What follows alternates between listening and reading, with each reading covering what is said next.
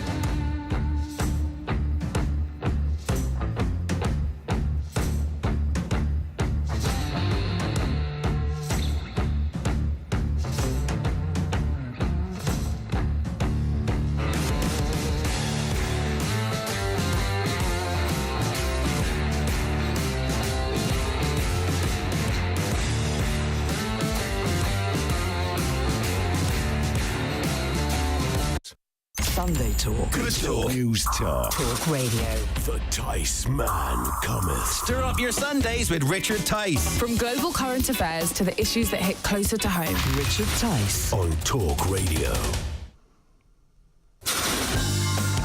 And a very good morning to one and all. This Sunday, the 20th of February, this is Tice Talk. Thank you for joining me for the next 3 hours. We've got a huge show, so much to cover, such a lot going on. And as I look outside from here, the 17th floor, it's grey and gloomy in central London, and I'm afraid that most of the news is gloomy and grey, but we'll try and put a brave face on it and discuss lots of things. Of course, we'll be talking about what's going on in Ukraine and the implications for that. We need to be talking about the impact at home, the cost of living, inflation. And I've got an absolute special. Don't miss this. Whatever you're doing, cancel it at 12 o'clock. Make sure you're listening or watching. I've got Harriet Sargent, the author, here in the studio to talk about her extraordinary double-page story in yesterday's Daily Mail. Get a copy online, whatever, pages 26, 27. Do not miss that. About the collateral damage, the price of lockdown on our poorest, most disadvantaged children. You must not miss that. We'll be talking about the war on waste, NHS spending, unbelievable. I'm going to be launching a new campaign. I'm going to be having a non-job of the week campaign. Every week I'm going to be talking about the most ridiculous public sector job, and I want your help on that. I've got to be talking about, again, close to home, the dangers of fire safety in tall buildings that is still not addressed years after Grenfell. And of course, we've got to be talking about the battles against woke, and I've got an anti-woke campaigner, Sophie Corcoran from the University of Durham, about her battles and her election campaign. I've got great guests, former ambassadors, top economists, councillors, so don't miss it. And of course, I want your input, please, because that's what makes a great show. The number, of course, 0344 499 1000.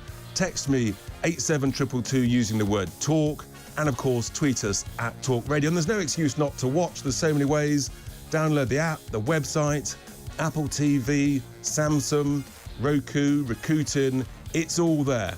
Every opportunity to get involved. I really want your input. This is Tice Talk, and it is, of course, Talk Radio. Richard Tice. On Talk Radio.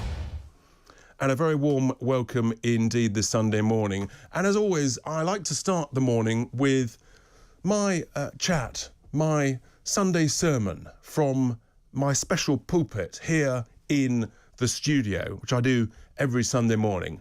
And I've been focusing recently about the subject of leadership. And it is so important because one thing that's often underestimated is the impact of the big decisions from our leaders of institutions, of companies, and political leaders. The impact is almost always the greatest on the lowest paid, the poorest, the most disadvantaged. And if I give you a couple of examples, for example, we're worried about a war in Ukraine and, of course, sending troops into battle. The impact on the lowest ranks, the privates, the lance corporals, in a sense on the front line, is the most devastating, the greatest. The impact of a chief executive who's running a big business when they make investment decisions or decisions to close a division, the impact of that decision has the greatest feeling and influence on workers on the factory floor, the lowest paid, the least well off. And in a sense, the wealthy, the middle class, are always able to cope more from big decisions from leaders, political leaders, business leaders. The middle class are always able to cope with that and be more resilient than those where actually the financial margin is really slim or there's no margin at all. And this is really being felt with the impact of politicians' decisions in recent years and now and into the future on energy policies, the price of energy. I've been campaigning this week and I've learned a lot in one of the most deprived areas of the country, in the middle of England. And the domestic impact of the increase in the price of energy really hit me when I had a chat on the doorstep with a 66-year-old pensioner who said to me, Richard, we've only got the heating on for 2 hours a day. It's February. It is freezing cold. And they can only afford to have the heating on here in the United Kingdom for 2 hours a day. Her and her husband. Last year, she said they had it on 6 hours a day. And yet this year, their bills are even higher. Just think about that. We're supposed to be a sophisticated, great economy, a great nation, we like to think of ourselves. And yet our pensioners are worrying about having the heating on for 2 hours a day as a direct result of the incompetence and the negligence of political leaders' decisions recently and in the last decade on energy. And I have to say, it infuriates me. I also spoke to the leader at the other end of the scale of a big business, the biggest business in a great county of England. He's the greatest energy user in that county. And he said, Richard, I'm worried that so great is the energy crisis that within 12 months, I may be told by the government to reduce my business to 2 or 3 days a week in order to ensure that there's enough energy supply for domestic users, for residents, for UK citizens. This is where we're at because of the incompetence of our political leaders over what should be one of the most basic human rights, our utilities, the ability to keep warm at an affordable price. And then I'm going to be talking later in the show, just after noon, with Harriet Sargent, again, about the impact of decisions, not only from our political leaders, but all those others, wealthy middle-class folk, whether they are union leaders, head teachers, politicians in Westminster, who are all advocating locking down, shutting schools, keeping them shut for months on end. The impact on the poorest, the most disadvantaged children, the most vulnerable children, was the greatest. It's all very nice if one's child was at a well-run secondary school or a private school where you got lots of online lessons. But for those who got zero online lessons, zero contact, the impact was devastating. This is what we need to remember, the unintended consequences of the big decisions that our leaders take. And I think too often we forget about that. We forget about what's the real influence, what's going to happen to those who are least resilient. And that's what troubles me the most. Whatever you do, get a hold of the Daily Mail, read it online before that discussion at noon. As I said to Christo, I'm not an emotional guy, but reading that article, I have to admit, it made me cry. And my concern, my real anxiety, is in the next 3 or 4 years, if something doesn't change, then energy costs are going to be between 50 to 100% higher than now, primarily due to the impact of these net zero energy policies. And let me tell you, we are just at the foothills of the net zero cost mountain. Think of Everest, Mount Everest. We're just at base camp. We're not even at first base, second base. We're just at base camp. And that's where prices could go. That's the real impact. And that would be bad for all of us. But think about the impact on my new pensioner friend, who's currently only able to afford 2 hours a week. Just imagine, in 3 to 4 years, if they can only afford 1 hour heating a day, not a week, sorry, 1 hour heating a day, colder, poorer, almost certainly likely to die years early.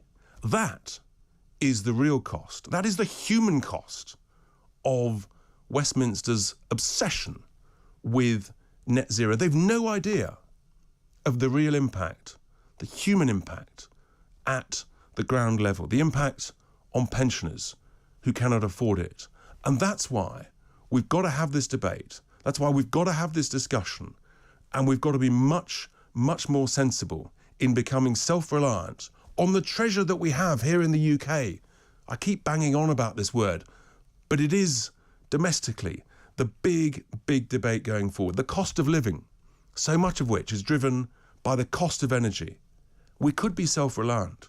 We could have cheap, affordable energy.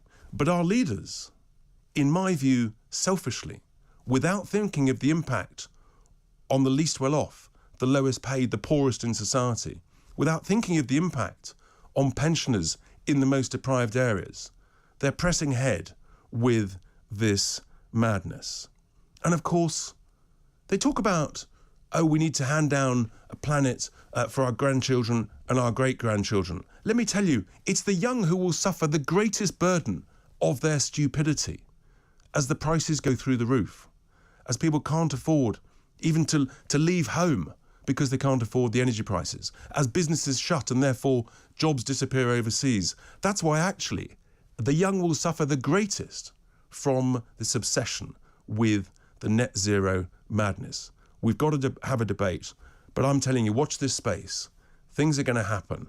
We will not let this occur without a serious national debate. Here endeth my sermon from my pulpit this morning. I just hope, all of us, that my sermons don't become in a few years' time a eulogy to those who died years early, colder and poorer because of the Westminster obsession, their selfishness with net zero.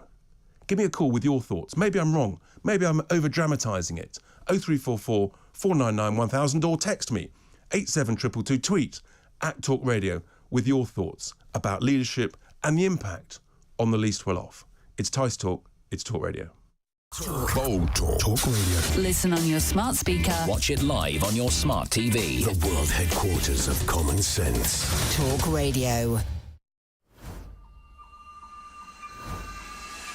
Offence archaeology on Twitter. Quite terrifying. Don't beg Jeff Bezos. Charge him, for God's sake. Have a day off. Use some common sense. People can say whatever they want.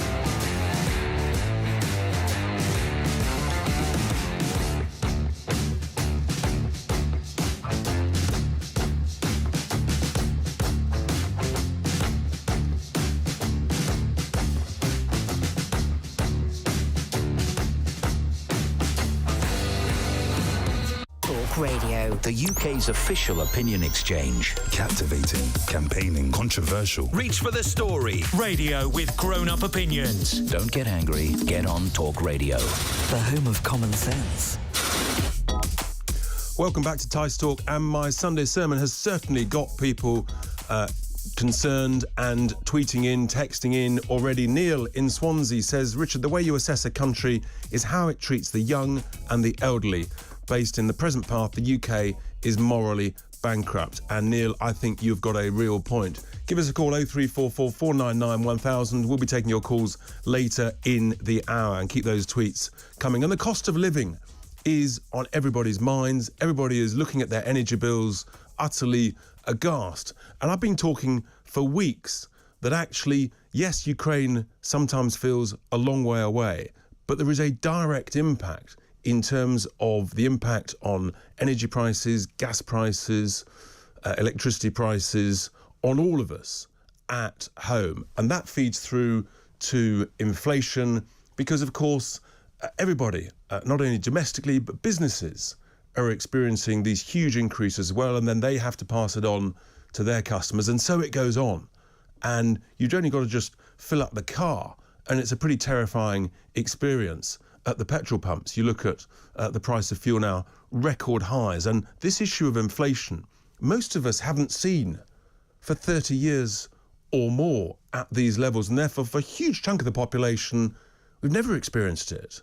And yet it could go even higher. And with me, I'm delighted to be joined now to discuss this and the implications and how we got on top of it by Gerard Lyons, who's one of the UK's leading economists and the chief economic strategist at Net Wealth. Gerard, a very good morning. Thanks for being with me on Tice Talk. Well, they're unprecedented times, Gerard, aren't they? Insofar as for a whole generation, people have never seen inflation at these levels. We're used to sort of 1%, 2.5%, and in a sense, maybe we all got a bit complacent that it was sort of, we'd sort of dealt with this, and technology would always keep prices low. But this is a real shocker, and it can become a sort of self-fulfilling prophecy. Well, good morning, Richard. It's great to be on your show for the first time. Your introduction, I think, has covered all the key issues. So let's go through them probably in turn. Yeah, we face a cost of living crisis. In fact, there's probably three key components to the imminent cost of living crisis. One is inflation that you've touched on. Second is the rising energy prices, which you've also mentioned. And the third factor is tax increases as well. But all of those are coming together at the same time. In terms of inflation, you're right. Inflation has tended to be pretty low. Markets and consumers, people have got used to inflation hovering around 2%. Largely because of intense global competition. But at the beginning of last year, it became evident to me and to one or two others that inflationary pressures were set to rise. Unfortunately, central banks, including our own Bank of England, were, shall we say, too complacent about this. And a year ago, the big issue was which P, in my mind, would it be? Would inflation pass through quickly? Would it persist? Or would it become permanent? Now, the central banks all thought it would pass through quickly, so they didn't do anything. I don't think it will become permanent in the sense that there are still longer-term global issues, intense competition that will keep inflation at bay. But the problem is, and it was evident over last year, that inflationary pressures would persist. And the challenge is we don't really know how long they will persist for. But higher inflation alongside higher energy prices and rising taxes means that there will be a severe cost of living squeeze in the next few months and probably lasting through the rest of the year. And there seems to be as well, Gerard, a difference between the official figures. For example, I think the ONS statistics are that CPI, because there are two measures of inflation, but CPI is sort of around about 5.5%. Retail price index is around just under 8%, I think. But when you look at, for example, Sky, I think, have just increased their prices by about 10%. BT have increased theirs by about 9%. Fuel prices at the pump, they're way up, much bigger increases than that. It feels that actually the real inflation that all of us experience in our daily lives is somewhat higher than the official number. Yeah, there's a whole host of issues there, but in essence, you're right. Different people have different sort of baskets of goods they buy, where they spend their money. And therefore, people in theory have different rates of inflation, but the National Statistics Office does try and take this into account. That what's interesting at the moment is regardless of which income decile you're in, the rate of inflation is high across the board. But your point on RPI and CPI, probably can we just address that first, because it's an important one and doesn't always get enough airtime. The retail price index used to be the official measure. It was phased out a few years ago by statisticians for valid reasons, but it still has the key importance, particularly when it comes to the interest rate students pay on their debts, on the rate at which rail fares are set. So it still has a bearing. That's around 7.5%. The consumer price index is 5.5%. Now, at the beginning of the year, the Times newspaper had its annual survey of economists. Then only two economists, Charles Goodhart and myself, said that inflation would rise above 7%. Now, even the Bank of England is saying that inflation will hit 7.5%. So inflation expectations have risen, but they've not just risen across central banks, across economists, but the general public. And this comes back to an early point we touched on, which is the feed-through effect.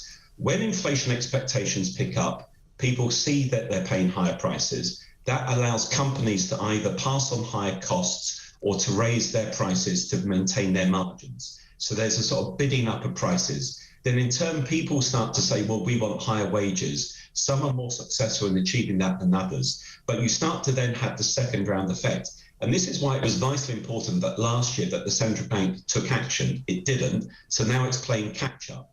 But when a central bank plays catch up, it often makes it more difficult, because the last thing sometimes people think they need is higher interest rates on top of higher prices. So we get in that self-feeding problem, and we're in that stage now where inflation expectations are rising and people feel really squeezed. And the real danger is it becomes a sort of self-fulfilling upward process, doesn't it? Sort of vicious circle upwards. Because as you say, I mean, what can the central bank do? Well, interest rates, rising interest rates, is their main tool, their main lever, but it's a pretty blunt instrument for most people, isn't it? Yes. Now, let's make sure that everyone doesn't become too pessimistic. There are some positives. The economy is recovering. Budget deficit is very high, but it's coming down.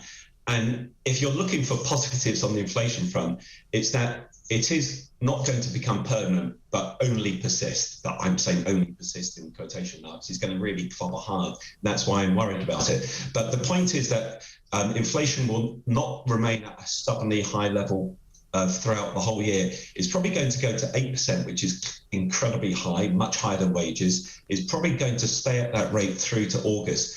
And because of the year-on-year effect, it will then start to decelerate, but still to around 5% by the end of this year, still to about 3% by the start of next year. For the whole of this year and next, inflation is going to be above the bank's target. But the point I'm trying to make is that it will come down to a slower pace, but that's not going to make it easier for people in the near term. And unfortunately, it still means that inflation is going to be above most people's wage increases. And of course, that will lead to the big battle between the public sector unions on behalf of public sector workers negotiating trying to negotiate significant pay increases, and whether or not the government has got the strength and the resilience to deal with that and to resist that. But also, likewise, in the private sector, people are going to be feeling worse off and asking their employers, well, we need a higher wage rise. And this is where it becomes self-fulfilling and really hard to get on top of. Yeah, so when we look at those three components of the cost of living squeeze, inflation, energy and taxes, there are different things that can be done. On the inflation, unfortunately, the instrument is, as you say, the blunt one, changing quantitative easing to quantitative tightening and raising interest rates, but doing that in a gradual and predictable way, even though they are well behind the curve, shall we say. In terms of energy, it's an interesting point here. The G&B trade union the other week pointed out that a quarter of energy bills are linked to green taxes. And they didn't use the phrase, but I called it a green poll tax. It should be moved from people's bills to general taxation, to people's ability to pay. There are other things we can do there. Cutting VAT and fuel doesn't make a big difference, but it does make some impact. But because of the Northern Ireland Protocol, apparently that's ruled out. And then we come on to the taxes, where there is more flexibility, more ability. This Thursday, the Chancellor of the Exchequer, who I think has done a pretty good job, he gives a keynote speech on the economy. And I'd like to see him sort of address some of these areas. In some respects, what we need is context, action, and the vision for the future, so that people know in terms of the action what is being done to help. But Gerard, you see, things. Indeed, but you talk about taxes, but in my view, the best way of actually trying to bring inflation down would actually be to cut taxes. Yeah. So that people have got more money in their pocket, they can make the decisions as to how to spend it.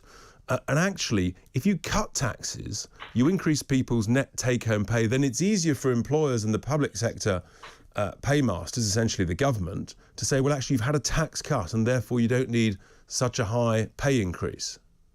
Yeah, I'm in agreement with you. The Treasury, unfortunately, are far too powerful in many respects. They always have been, you might argue. But their focus is largely on the budget deficit.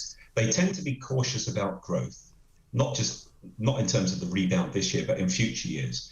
And it sounds a bit sort of too economic maybe for a Sunday morning, but if you think economic growth is going to be slower in the future, you then get into a self-feeding downward spiral because you think more of the budget deficit is what's called structural.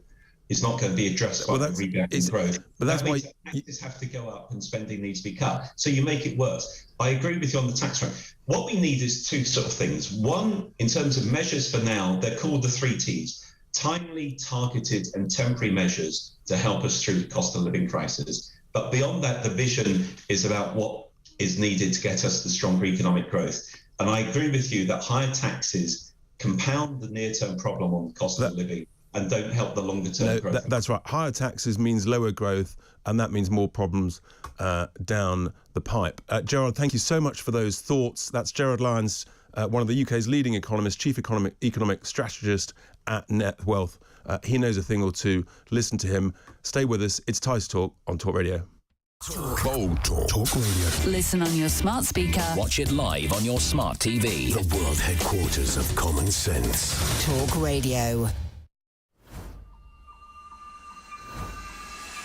Offence archaeology on Twitter. Quite terrifying. Don't beg Jeff Bezos. Charge him, for God's sake. Have a day off. Use some common sense. People can say whatever they want.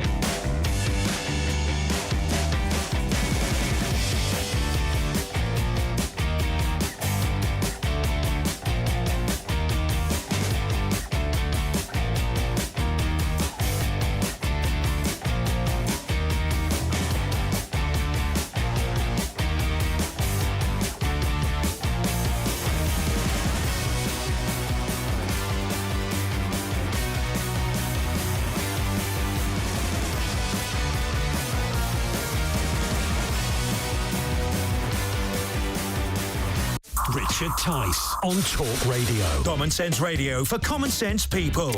Talk Radio. Listen on your smart speaker. Watch it live on your smart TV. Richard Tice. Talk Radio.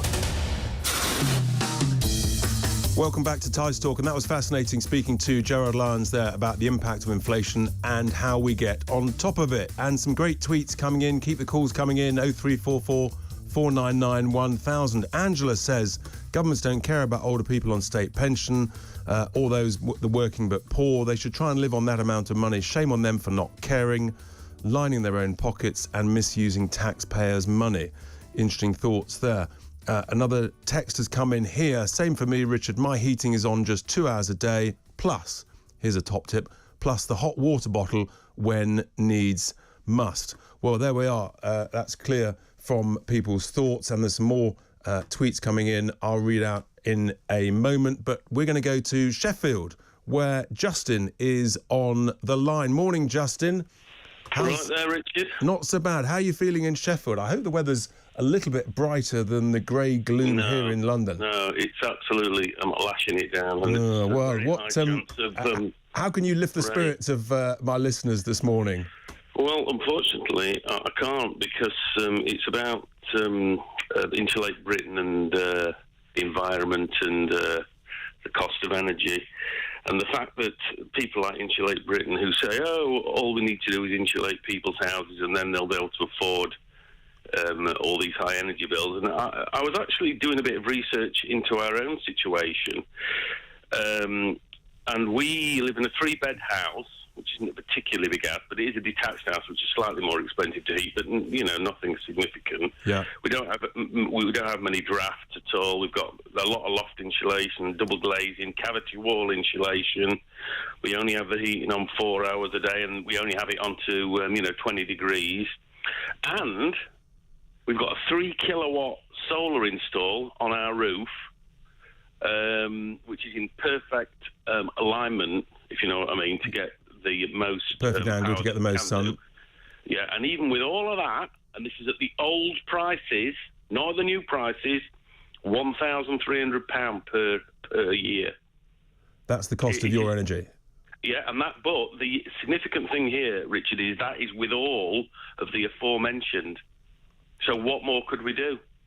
And that's your current price. So that's going to go up, you think, significantly from here. Yeah, I mean, fortunately, we fixed it for 2 years. It's fixed until, I think, June 2023, mainly because when it ran out last time, I always do it for as long as possible because I just can't be asked to do all the comparisons. So I just fix it so I have to do it. Well, it paid off. I mean, you've done well. It certainly used to pay off to fix, but I suspect now that actually, from what I'm hearing, the price of fixing now is impossible because the electricity suppliers are building in such a premium. I've just, whilst you've been on there, Justin, had a tweet from Pete who says he's on a fixed term at about 18.7 until September, but his mother's supplier went bust and so went from a fixed rate to a standard variable. She's now on 38 pence per unit. So, I mean, this is the impact. This is what's going on.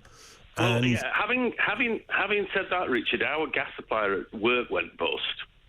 And this is interesting. Normally, the longer you fix it for, the more expensive it is, correct? Normally, that's right. Normally, but it isn't like that now. When we got quotes, for the gas for work, the longer you fixed it for, the cheaper it was. Now, I haven't ever seen that before, but that to me indicates that certainly as regards gas, they expect the price to drop. They expect the price to drop. But what's interesting is where is that tipping point? Is it 1 year, 2 year, 3 years out? And the danger, of course, if you go into a really long sort of fixed term, then you may end up paying a significant premium. These are just very difficult times, and it's totally because our politicians decided to basically outsource large chunks of our energy generation and expose us to world markets. I would agree with you. But the overall point of my call is that these people like Insulate Britain who think we can insulate our way out of this, are talking cobblers. It's just pie in the sky rubbish. And my own stats and what I've just told you proves it. I think that's right, and there's so many homes, however much you do. And the real irony of those Insulate Britain people, of course, was that it turned out they weren't insulating their own homes. So, the greatest hypocrites. Justin, would you like to see a national debate on net zero and a referendum at the end of it, so that we can all have our say and not be labelled as deniers and sceptics? Well, I certainly think. I mean, I'm in favour of doing our best. Interesting little anecdote for you. We had our 3 kilowatt system put on our roof because we used to do a lot of travelling. Sure. We felt slightly guilty, so we thought we'd do a bit. No, that's right. We all want to do our bit. The question is... But the interesting thing is that within 6 months of us doing that, we haven't been able to do any travelling. Well, there you are. I shan't be doing any until they get rid of all these, restrictive... Have you heard anything about when they're going to get rid of this passenger locator form, by the way? I think that's that's probably with us for some months to come, for reasons I don't understand. But Justin, thank you so much for their thoughts. That's Justin in Sheffield with his concerns about the cost of energy. And I think we've got from Leeds, we've got Anthony. Good morning, Anthony. What would you like to share with us this morning? Well, I don't know about the mining industry. Why did we shut our mines down for? Well, that's a very good question. You're talking back in the 1980s, of course, when... Yeah, going back to 80s, yes. That's right. When Thatcher closed down all the mines. In a sense, I think in those days it wasn't actually to do with environmental issues. It was to do with union power, and we obviously had the North Sea gas and oil coming up, and so in a sense it was a political decision, but also the cost of it, and the nation was being held to ransom. We were being held to ransom by the unions back then. Yeah, no, but now things are coming home to pay now. I mean, let's be honest, Saudi Arabia, right, wouldn't shut its oil fields down, would it? Well, let's be honest. Why did we shut the mines down? Well, as I say, I think we shut the mines down primarily for union reasons. But of course, we're seeing now, even in China, even in Germany, they're still using coal-fired power stations. So, in a sense, what we're doing is not proportionate relative to the amount of CO2 emissions. I think about 1% of global emissions. And yet we're burdening everybody with a huge cost burden. You can't stop global warming. That's nonsense. We all know that... If Mother Nature wants to get rid of us, it will do. The different spot technology we've got. That's stupid. And all these do-gooders, they all fly off to Greece. Even Greece has coal mines. Northern Greece has coal mines. I know that myself. Ah, there you are. So you've taught me something this morning. I wasn't aware of that. Well, they have. You look on these computers, what we've all got. You have a look. Well, I mean, what I am aware is that this government's current net zero policies are, in my view, net stupid. We all want to do our bit, but my issue is that Boris and Westminster, they're forcing us to do the wrong bit at the wrong price in the wrong time frame. Well, ask me this question then. You're educated more than me. I just went to normal school. Would the Conservatives shut the coal mines down if they could make coal into gold? Ask me that. No, ask me that one. No, ask me that one. And ask your viewers that one. Well, ask me that one. I know because my granddad was a miner, you see. Yeah, no, I'm sort of hearing that, Anthony. You can read these politicians. Well, the modern treasure we've got under our ground, of course, is shale gas, and with new technologies we can extract that without the concerns that some people, the environmentalists, have expressed. And yet, this government, this Westminster, is choosing to leave that treasure under our feet and send our money overseas. What I'm trying to say to you is, don't they shut the coal mines down in the 80s if they couldn't make coal into gold? See, I can read these politicians like books. We brought up like that. I think we can all read them. And there is, of course, the coal mine where they're trying to get planning consent in Cumbria for that coking mine, where actually very high quality coal that's used in the steel industry and is required. And if we don't use that, then we've got to import it, which means we've got to send our money overseas, where we'd actually be buying probably lower quality coal, dirtier coal, without the right environmental restrictions. About global warming all the time. As I said before, you can't stop it. Even volcanoes change the climate. Oh, that's right. No, you're absolutely right. Volcanic activity... What's that? The volcanoes can change the weather. Simple as that. No, you're absolutely right there, Anthony. Thank you so much for that. That's Anthony in Leeds with his concerns about why the politicians, why they shut down the coal mines, but also that actually there are so many influence on climate change, which of course has existed since millions of years ago and will exist for the next million years plus. That's Anthony's concerns. Give us a call, 0344 499 1000, with your thoughts. We've had a text in from here, from the Chief Executive of National Grid, was saying we need nuclear power and we need it now. And he was saying that 15 years ago. And the message goes on, it doesn't matter how green we like to be, the reality is we've known about the need for fuel security for decades, and yet we've exposed ourselves. That, I think, is a really good point. And another text in here, Richard, great sermon. Perhaps you should challenge one of these decision makers to live with your pensioner friends for a week and let them see firsthand what is going on. That is from Jane. Give us a call, text us, tweet us, let us know your views, your thoughts here on Tice Talk on Talk Radio. Bold Talk. Talk Radio. Listen on your smart speaker. Watch it live on your smart TV. The world headquarters of common sense. Talk Radio. Offence archaeology on Twitter. Quite terrifying. Don't beg Jeff Bezos. Charge him, for God's sake. Have a day off. Use some common sense. People can say whatever they want.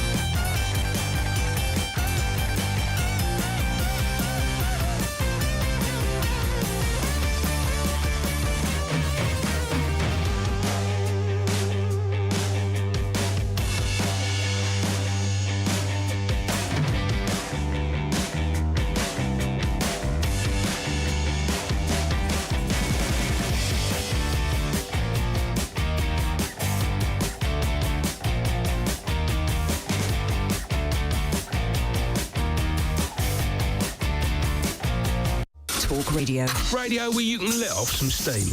Reason re-engineered. We think what you think. Smart speaker, smart TV. Deadly accurate debate. Talk first, talk fast. Talk Radio. Welcome back to Tice Talk here on Talk Radio. Keep those tweets and messages coming in. I think it's fair to say Tim is not very happy. He's just messaged in, your interview with Gerard Lyons wasn't fascinating. It was superficial and very basic. Well, there we are. It takes all sorts. Maybe Tim is an economist. But talking of impact and the severity of what's going on, we need to talk about the situation in Ukraine, the risk of war, and the impact that may have on global geopolitics and also us here at home with the price of energy and things. I'm delighted now to be joined by Alexander Sherber, the former Ukrainian ambassador to Austria, career diplomat for some 26 years. Alexander, very good morning to you. Nice to see you again. Thanks for being with us. So the situation moves on. Constant growing fears that President Putin may be just about to launch sort of attacks on Ukraine. What's your sense on the ground in Ukraine? Are Ukrainians as concerned as we're reading about in our media?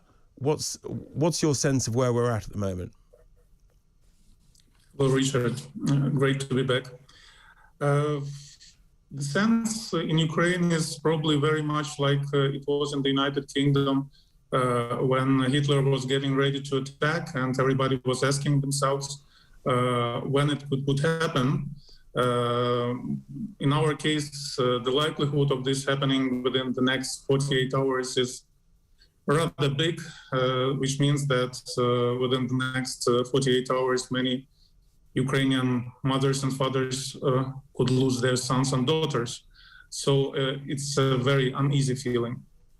So there's a real concern that he is about to launch an attack, and of course there's the suggestions that he's deliberately creating sort of false flag diversionary tactics in the east of Ukraine, skirmishes there. I guess my big question, Alexander, is what's the incentive for Putin to attack relative to what he's already achieved in terms of reasserting himself on the global stage? He's got energy prices at almost record high levels. What more does he want to achieve by attacking rather than, in a sense, saber rattling from the other side of the border?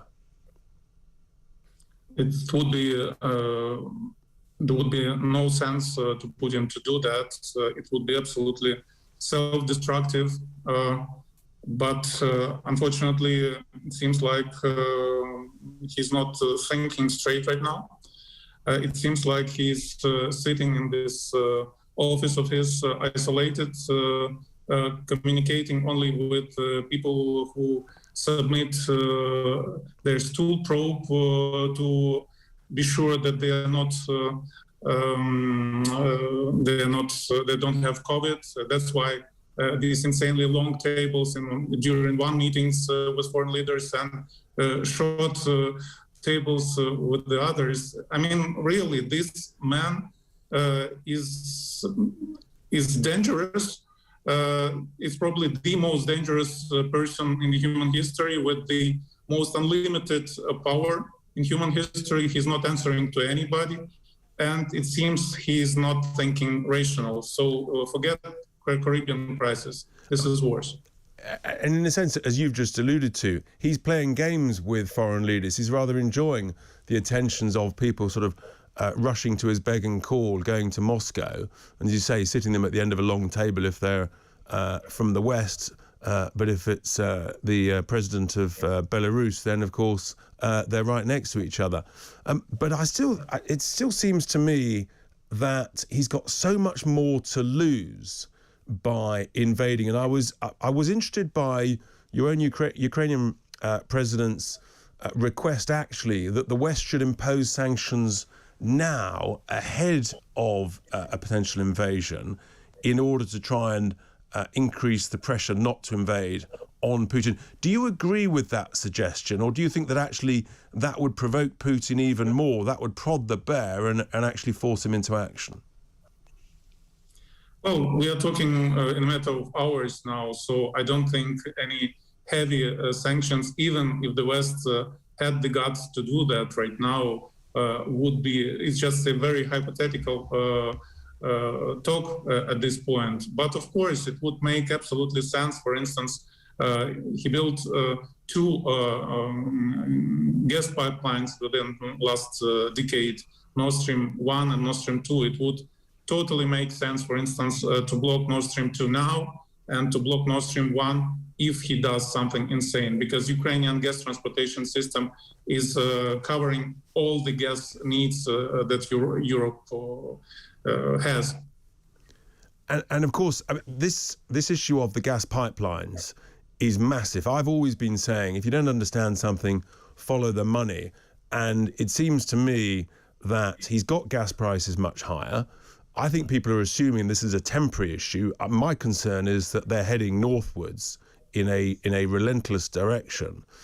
And of course, he wants Nord Stream 2 open to, in a sense, to reduce the transit fees paid into the Ukrainian economy.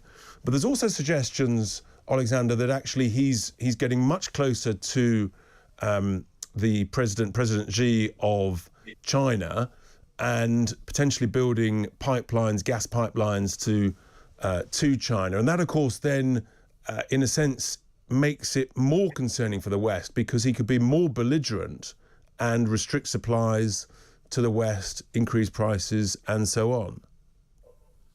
When he was visiting Beijing recently, Beijing denied actually the building the pipeline and the possibility to redirect the gas, most of the gas flows towards China. So this was a signal from China that they are not really catering to Putin whatever he wants. Yesterday, Chinese foreign minister was in Munich. He said he fully supports, his country fully supports the territorial integrity of Ukraine.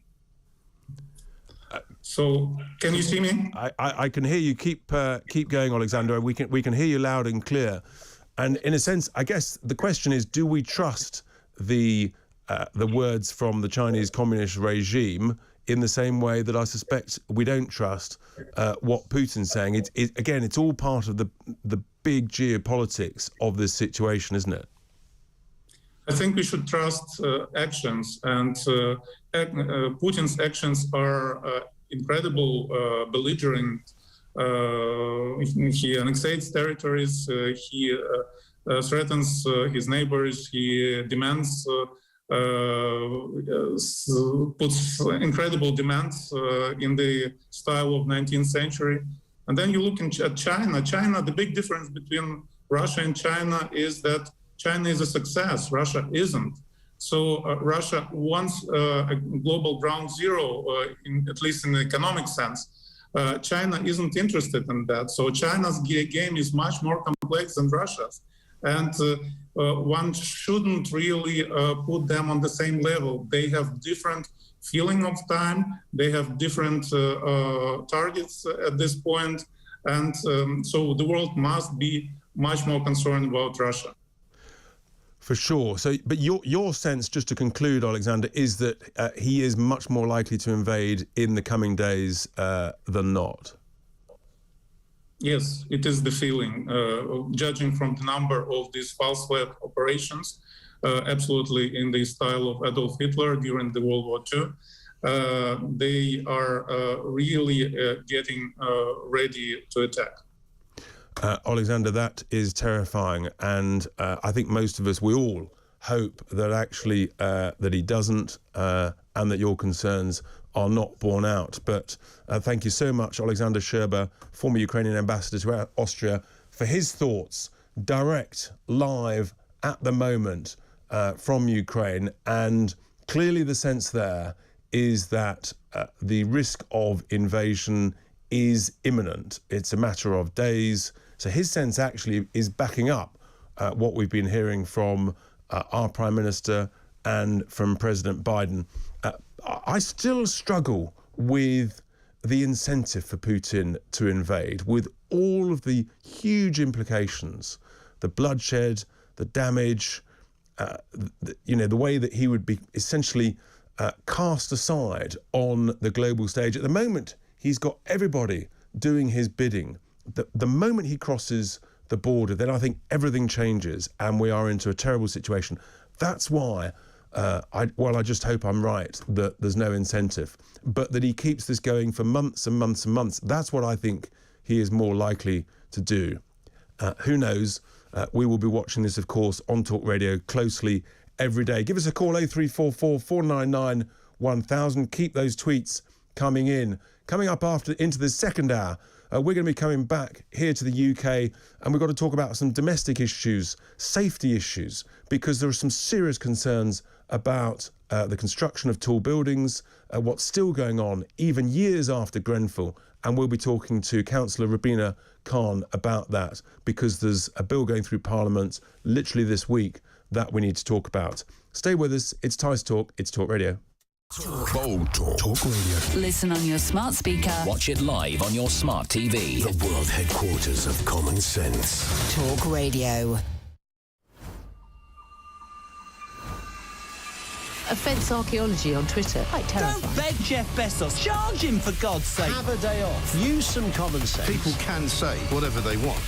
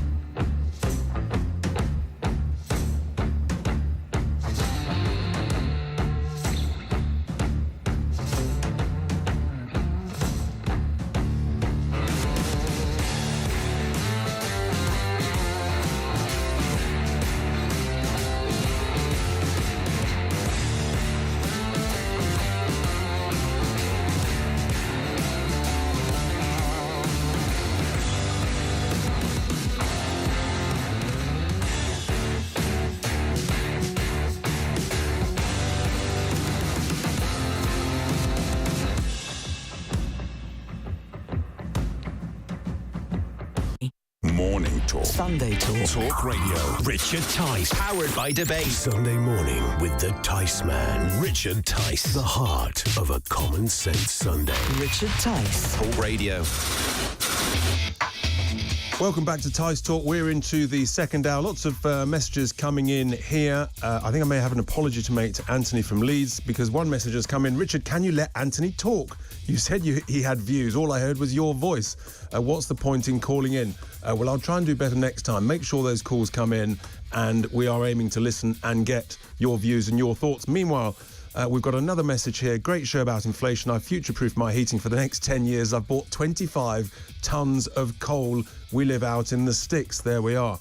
That is what I call self-reliance, self-resilience. Well, we've been talking about the cost of heating, the cost of staying warm, but actually also in our homes, we also need to think about a key issue, which is the safety of living in our own homes.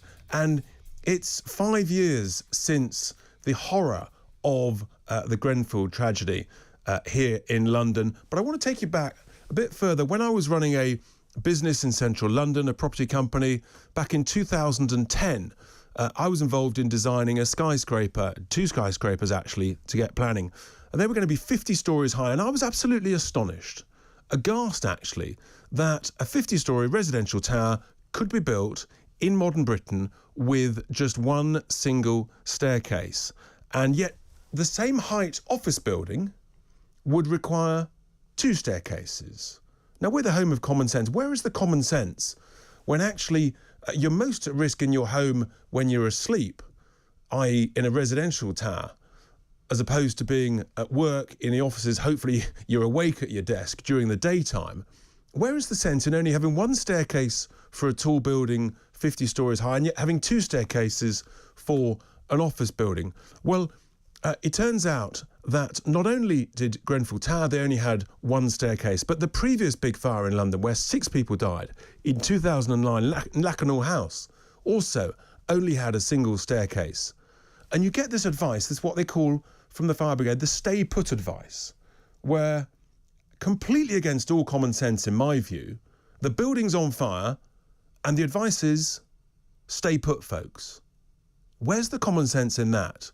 And my concern is that because these buildings only have a single staircase, the fire brigade are worried about people coming down, they can't get up. Surely the answer is to have 2 staircases. Well, this is still going on, despite all of these disasters. And I'm delighted to be joined now by Councillor Rabin Khan, Liberal Democrat councillor for Shadwell in Tower Hamlets, and author of My Hair is Pink Under This Veil. Rabin, a very good morning to you. Now, you've been campaigning hard on this issue. Tell us what's going on, please. Share your thoughts about some of the current planning applications in Tower Hamlets that are trying to go through still with 1 staircase. Thank you, Richard, and thank you for having this discussion. It's a discussion that it affects many people in Tower Hamlets. Tower Hamlets has the highest number of high-rise towers in the UK and Western Europe. And sadly, just last month, we campaigned, not just myself, but people across the borough to stop a planning application. And even the London Fire Brigade had concerns about this planning application. It was 150 metres above, high-rise tower with only 1 stairwell, and it stopped. And the concern is that you spend most of your time in a residential property where you live. Why on earth would you have 1 stairwell? In a office space, you're there, you're working, you're alert. But in a residential home where you have families, older people, safety is paramount. You've got to make sure, as we go forward in this country, that we invest in making sure that we change the legal framework and have 2 stairwells. In 27 countries in the world, Belgium, Poland, the US, they have laws to make sure that any high-story buildings, residential buildings, have 2 stairwells. So why in the UK is it different? And in addition to that, Richard, if I can just finish this, it puts councillors like myself, who may sit on the Strategic Development Committee, I don't sit on it anymore, but it puts them in a very difficult position because they have to abide by the legal framework. The legal framework in the UK has to change. And so in terms of that change, there's the building safety bill going through, I think, the House of Lords this coming week, isn't there? What representations are being made to try and shift this, to change this, to amend this, in a sense, before it's too late? Because I understand that the London Fire Brigade made over 100 objections last year to single staircase in tower buildings. Is that right? Yes, they have, and it was a very good article in Inside Housing about this. The Building Safety Bill is going through Parliament and the House of Lords. There's been a series of amendments, and there's been some very complex amendments. So we have the waterfall arrangement, which means that developers and cladding manufacturers will be targeted first, and then gradually it will go back down to the leaseholders. But Baroness Kathy Pinnock tabled an amendment over 2 years ago where leaseholders should not be paying for any fire defects or cladding bills. And I think that should be the absolute must, that leaseholders should not be paying anything, because it's not their fault. It's the government has to pick up on this. And just on that a little bit more, it's really important to realise, while there has been an improvement and there has been changes, it's not the government willing to do this. It's because the End the Cladding campaign, people, leaseholders affected, people who have really fought hard to bring these changes. The government didn't just wake up and decide, well, yes, we are going to change the Building Safety Bill. They were put under enormous pressure to do this. And it is the work of people and campaigners that we've seen these changes. I think you're absolutely right. And Michael Gove definitely performed a significant and right U-turn. I don't think he's gone far enough. But with this building safety, is there still time to try and get an amendment with regard to this single staircase, or actually will the new regulator be able to impose this? Because I really do think this is one of the most critical issues. It's not good enough to rely on the systems in the building. If the systems go wrong, if the fire doors are not shut, then if you stay put, sadly, you're more likely to die. Yes, we do need to bring in more amendments. One of those amendments, we had a meeting over a week ago with Baroness Pinnock and Tower Hamlets Leasehold Justice, Friends in High Places, and the Cladding campaign representatives. And one of them was to make sure that we scrap the building safety manager, who would then cost leaseholders an additional, on average, £60,000. The Leasehold Knowledge Partnership campaigning group have been campaigning to scrap that, and they've done enormous amounts of work on this. So there is ample time for amendments to go through. But for me, the building safety manager must be scrapped. In addition to that, we have to talk about the sky-high insurance bills that leaseholders are facing, and they're going through the roof. Myself, Sarah Onley, the MP, Lord Newby, we wrote about this to the Competitions and Markets Authority about the insurance issue, because it effectively affects leaseholders. They'll be paying enormous leasehold insurance charges. And Rabina, once it goes back from the House of Lords, it's going back for a final reading in the House of Commons. Is that right? Yes, it will go through. So there is still an opportunity for MPs also to make further amendments. So in a sense, there's lots of campaigning and lobbying opportunities still to go ahead. Well, Rabina, thank you so much for your thoughts on that. It is such an important issue. It's so easy with all the short-term dramas going on to lose sight of these really fundamental issues about people's safety in the design of buildings. I was in the property industry, and that's why it means a lot to me. Thank you. That was Rabina Khan, Liberal Democrat councillor for Shadwell in Tower Hamlets. Now, I think we've got Matthew from Somerset on the line. Good morning, Matthew. What would you like to share with my listeners? Oh, good morning, Richard. Yes, well, my feelings are that we haven't had a government with a coherent energy policy for at least 30 years, regardless of what shade they are, Labour or Tory. None of them seem to address the long-term problems that we face. In fact, they've just made them worse. In the case of Margaret Thatcher, she destroyed all the coal mines, and this sort of short-sighted policy with the North Sea oil. Unlike the Norwegians, who created a sovereign wealth fund out of the profits from their oil fields and have ensured their future for that's right, which they did brilliantly. And we could do the same thing with shale gas. We could create our own sovereign wealth fund and, for example, use that to have possibly one of the best social care systems in the world and the like. Well, absolutely. Shale gas is our new North Sea, if you like to look at it that way. It's our potentially another North Sea bonanza for us. But I read recently that, I can't remember the name of the person, but some individual who's obviously disconnected from how real people live has told Quadrilla to plug up the wells. And once they're plugged, you can't use them again. You have to start from scratch and re-drill. It's complete. So surely, until we get some sort of decision that reflects reality, the reality that we face with the price of energy skyrocketing, should we not at least keep those wells available? Of course we should. Again, it's just a complete lack of common sense. Tens and tens of millions of pounds have been invested in drilling those wells. They're not causing any harm to anybody, and new technologies are coming in as to how you can drill and extract shale gas, and we should be using those wells to test those new technologies. It is complete madness, Matthew, and I just cannot understand why people in government cannot see that. Thank you very much, Matthew, for that call about energy and about the treasure we've got under our feet called shale gas. Stay with us. We're taking your calls and your messages. It's Tice Talk on Talk Radio. Bold Talk. Talk Radio. Listen on your smart speaker. Watch it live on your smart TV. The world headquarters of common sense. Talk Radio. Offence archaeology on Twitter. Quite terrifying. Don't beg Jeff Bezos. Charge him, for God's sake. Have a day off. Use some common sense. People can say whatever they want.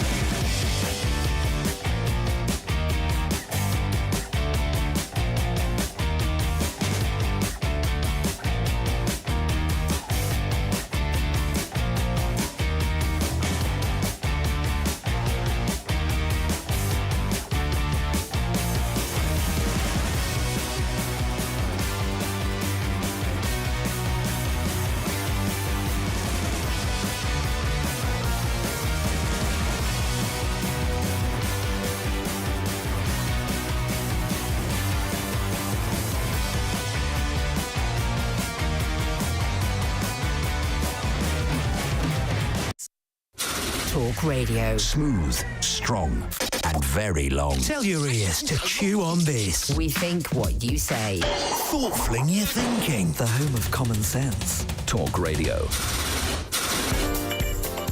Welcome back to Tice Talk here in the second hour of my show, and that discussion about building safety in tall buildings has certainly got people going. Max, he has tweeted in saying, really, Richard, we shouldn't be building any tall buildings. They're ugly, people don't want to live in them, and they are unsafe. They're only built for greed. Well, I actually disagree, Max. I've lived in tall buildings, and they can be ugly, but equally they can be remarkably elegant and beautiful.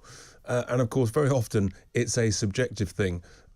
Beauty is in the eye of the beholder, and what one person thinks is a beautiful building, someone else thinks is an absolute horror.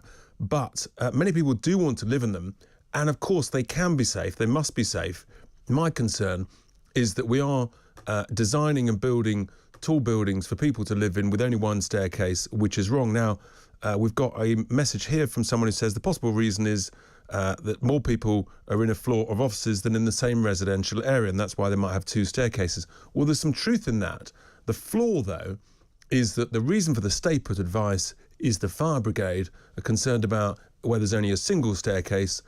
Their fire brigade officers, firemen, being able to get up the staircase if people in smoke-filled staircases are rushing to get down. Well, there's a simple answer to that, folks. Yes, have two staircases.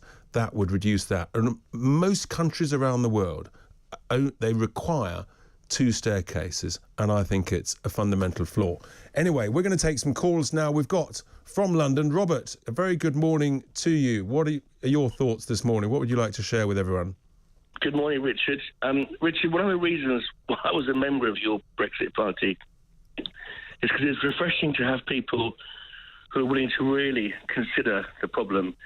And I'm 52 years old, and I'm watching the drum beat, and we're all being conditioned for some sort of battle and war again.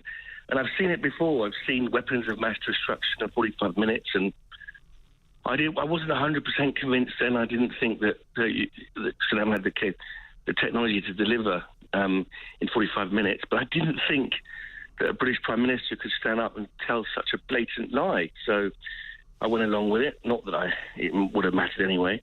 I watched as America or the United States invaded Iraq following the Twin Towers, and most of the terrorists who brought down the Twin Towers were Saudi nationals, and I sort of scratch my head and wonder why that was. And of course, there's big geopolitics at play. There's a big misdirection going on right now. Putin and Biden had a massive problem with their domestic politics. Boris Johnson is only not Putin and Biden. Johnson and Biden. Exactly. They've got huge domestic issues. And essentially, there's a bit of a misdirection here. They're pointing at Russia again. They don't want the attention on Canada because one of their ilk is behaving in the most disgraceful. I didn't think it was possible what I'm seeing, the images coming out of Canada. I agree entirely. But in fairness, though, of course, it's not NATO troops who are massing on the border who are being threatening. It is Russian troops. I guess the real question is, are they? I think what you're saying, Robert, is that they're, in a sense, deliberately ramping up the rhetoric from the West to try and distract away from their own domestic problems. And I think people feel. I think a lot of people do share that concern. Well, it's terrifying that our leaders are willing to go to such lengths to turn people's attention away from the fact that they're so crass at home. Look, in 2014, after Putin invaded or annexed part of Ukraine, essentially there was a promise made, or it was a promise made before, that Ukraine wouldn't come under the NATO influence because Putin wants a border. NATO has surrounded Russia with missiles that can strike any of his cities, but they're calling those missiles, and I'm not an apologist for Putin at all, he's a thug and a mafia lord and all the rest of it, but those missiles can strike any of his cities, and they're termed defence missiles. So he's basically saying, look, calm down.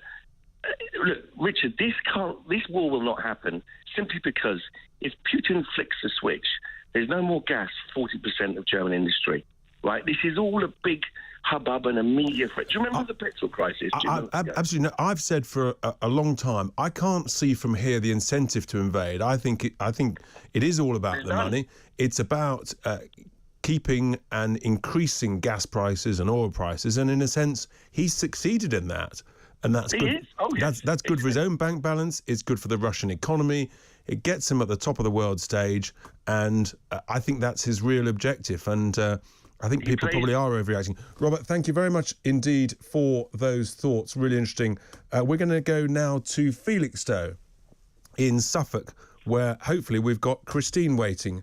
Good morning, Christine. How are you doing this morning? Oh, good morning, Richard. What would you like to share? Nice to talk to you. What would you like to share with us all? Well, I agree with the last caller and yourself. The government was so keen to save older people during the pandemic, but they don't care if they die of cold, as they can't afford these absurd heating bills. Those of us who worked hard throughout our lives are being penalised in our latter years. Some of us are not entitled to pension credit, but still find it hard. No, that's right. I mean, it is so hard. And I had this discussion this week, which was so telling.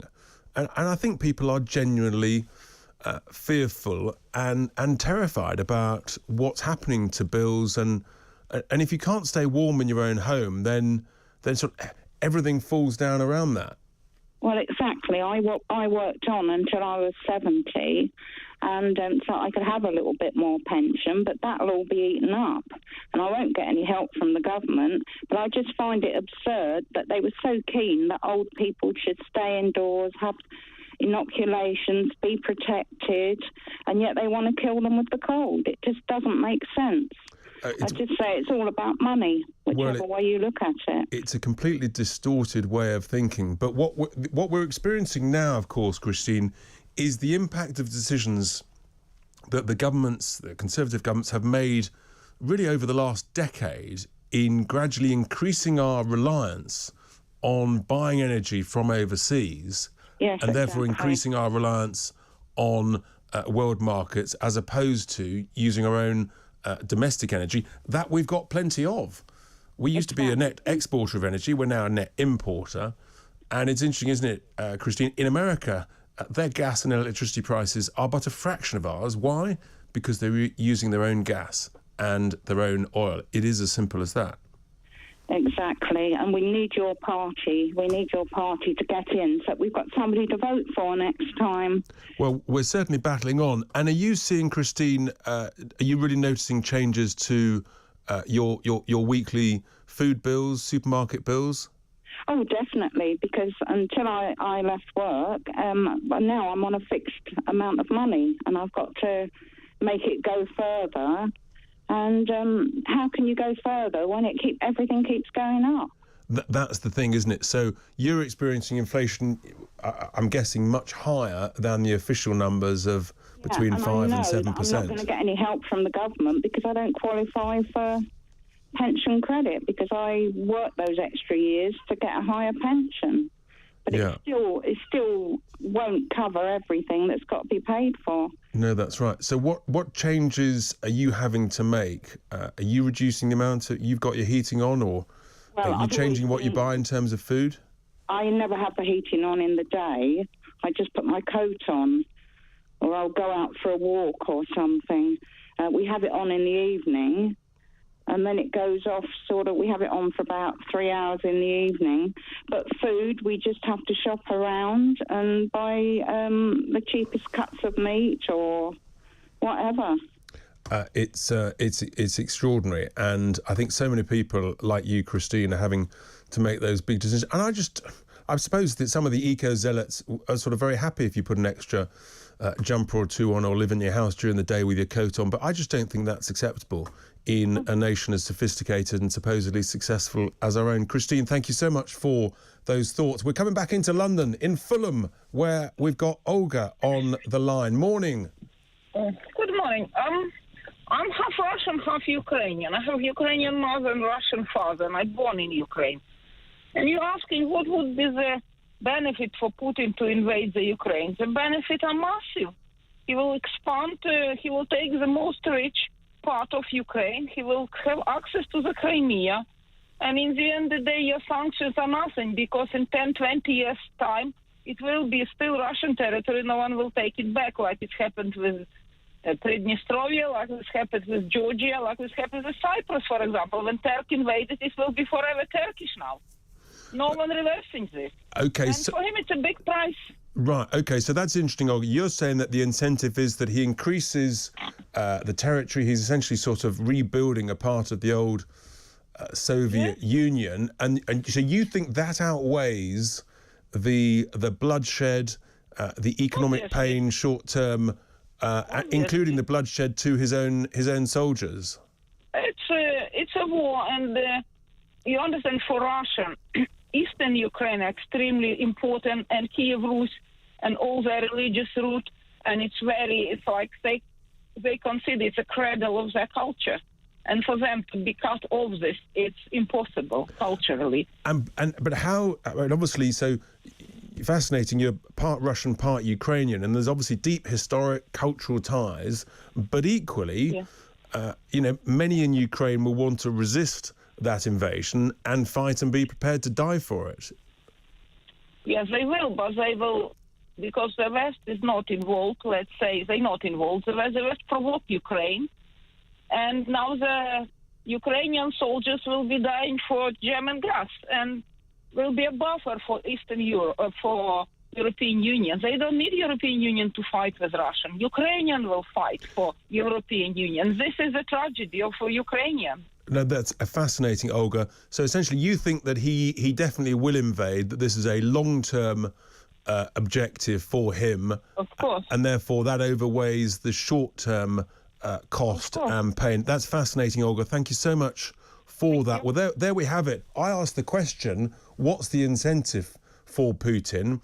And Olga, who's part Ukrainian, part Russian, she says that I'm not thinking long-term enough, that he's prepared to put up with short-term pain and grief, the international pariah, for the long-term benefit. Give us a call with your thoughts, 0344 499 1000. Coming up, we're going to be talking to Christopher Snowdon about waste in the public sector, in particular the NHS. It's Tice Talk on Talk Radio. Bold Talk. Talk Radio. Listen on your smart speaker. Watch it live on your smart TV. The world headquarters of common sense. Talk Radio. Offence archaeology on Twitter. Quite terrifying. Don't beg Jeff Bezos. Charge him, for God's sake. Have a day off. Use some common sense. People can say whatever they want.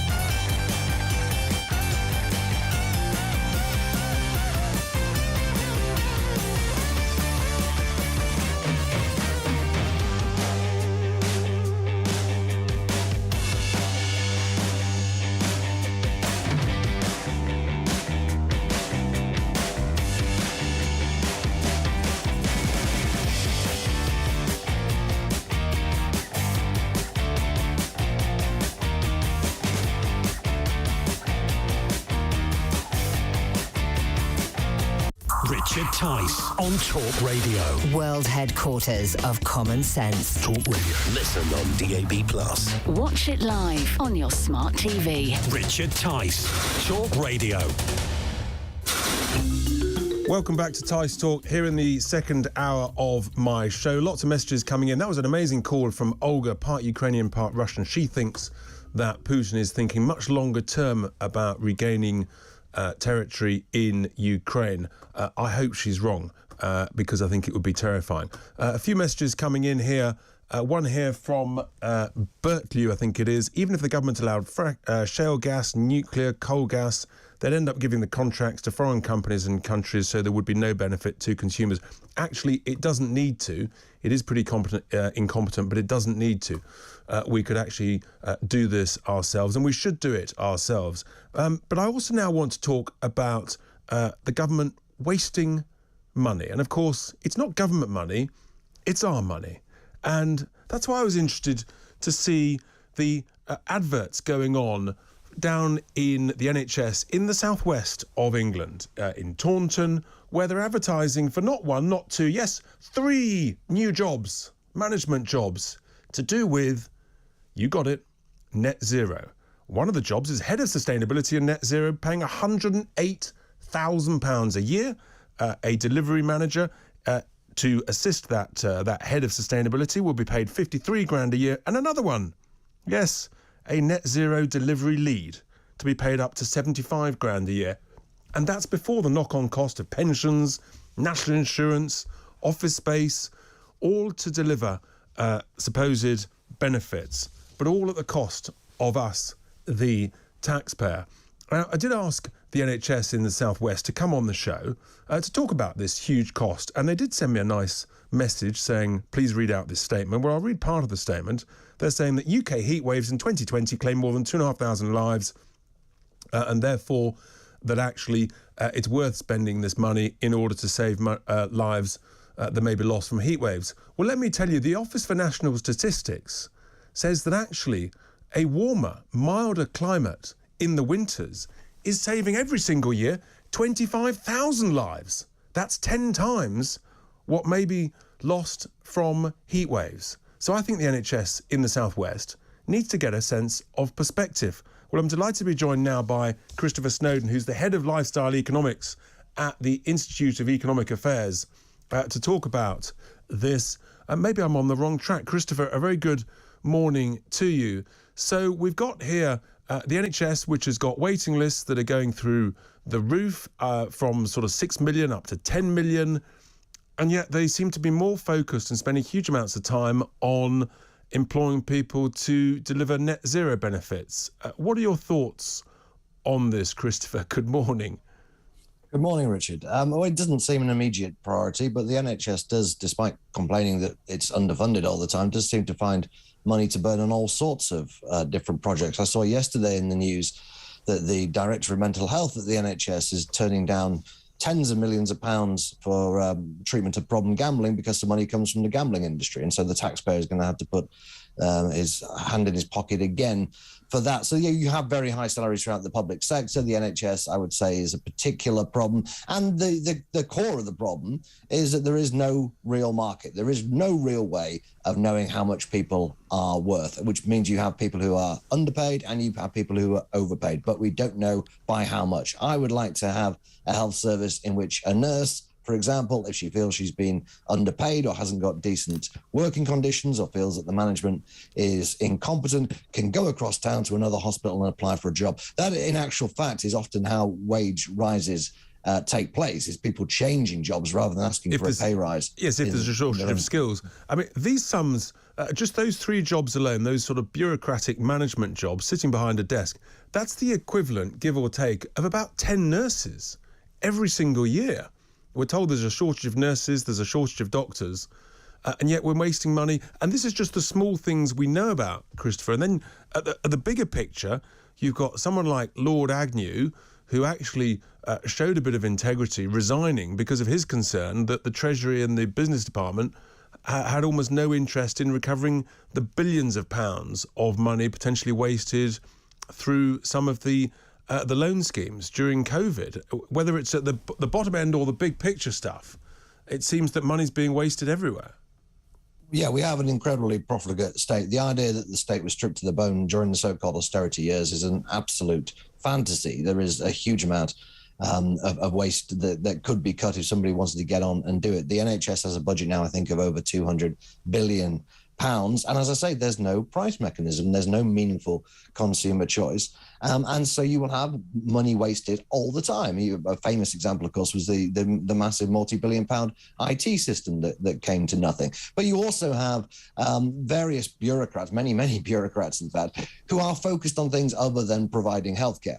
So we have far fewer doctors and nurses than comparable countries. We have half as many beds per 1,000 people as comparable countries. And yet we are spending more on health than most comparable countries as a percentage of GDP. So the question I always ask, and I really don't know the answer to this, is where is this money going? And certainly a lot of it is going on management and other schemes that sound nice to a lot of people in government and the Department of Health, such as this net zero thing, which is going to be a massive, probably the biggest gravy train in the country for the next 20 years at least.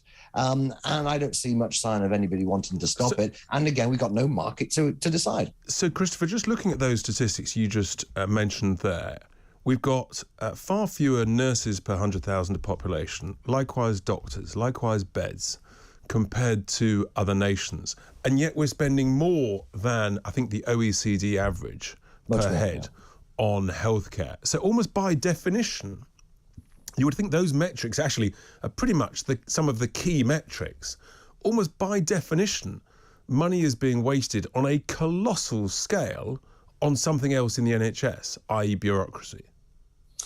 Not just bureaucracy, lots of things. But yes, there is a huge amount of waste, and anybody who works in the NHS will probably be able to give you quite good examples of waste. You know, perfectly good computers being thrown out after a couple of years, this kind of thing, people being paid off. We pay a lot of money in compensation to all the people who are injured and maimed by the NHS. And then there's just the bog standard, what probably you or I would call waste, but maybe the NHS would consider very important projects. But the bottom line is, we have a massive waiting list, 6 million people, projected to go up to 9 million people. What people really want when they go to hospital is, if they need it, a bed to stay in and a doctor or a nurse to treat them. They don't really want all the bells and whistles that the NHS seem to think are so important. But the NHS, like most state-run industries, ultimately has ended up being it works in the interest of the producers rather than consumers, put it that way. Because, of course, it's not just the actual pounds cost of these management jobs. It's the time taken to think about them, to decide they need that person. In a sense, the effort, the thought process, the resources applied to it, which should be focused on, as you've just said, surely, how do we get the waiting list down? That fundamentally, given where they're going, must be the key question. And it's just a complete misdirected thought process and effort process, isn't it? Yeah, but it's so enormous. I mean, it's one of the biggest employers in the whole world. It employs more people than the Chinese army. It probably kills more people too. So what do you do when you have this enormous leviathan that we're trying to run from the top down?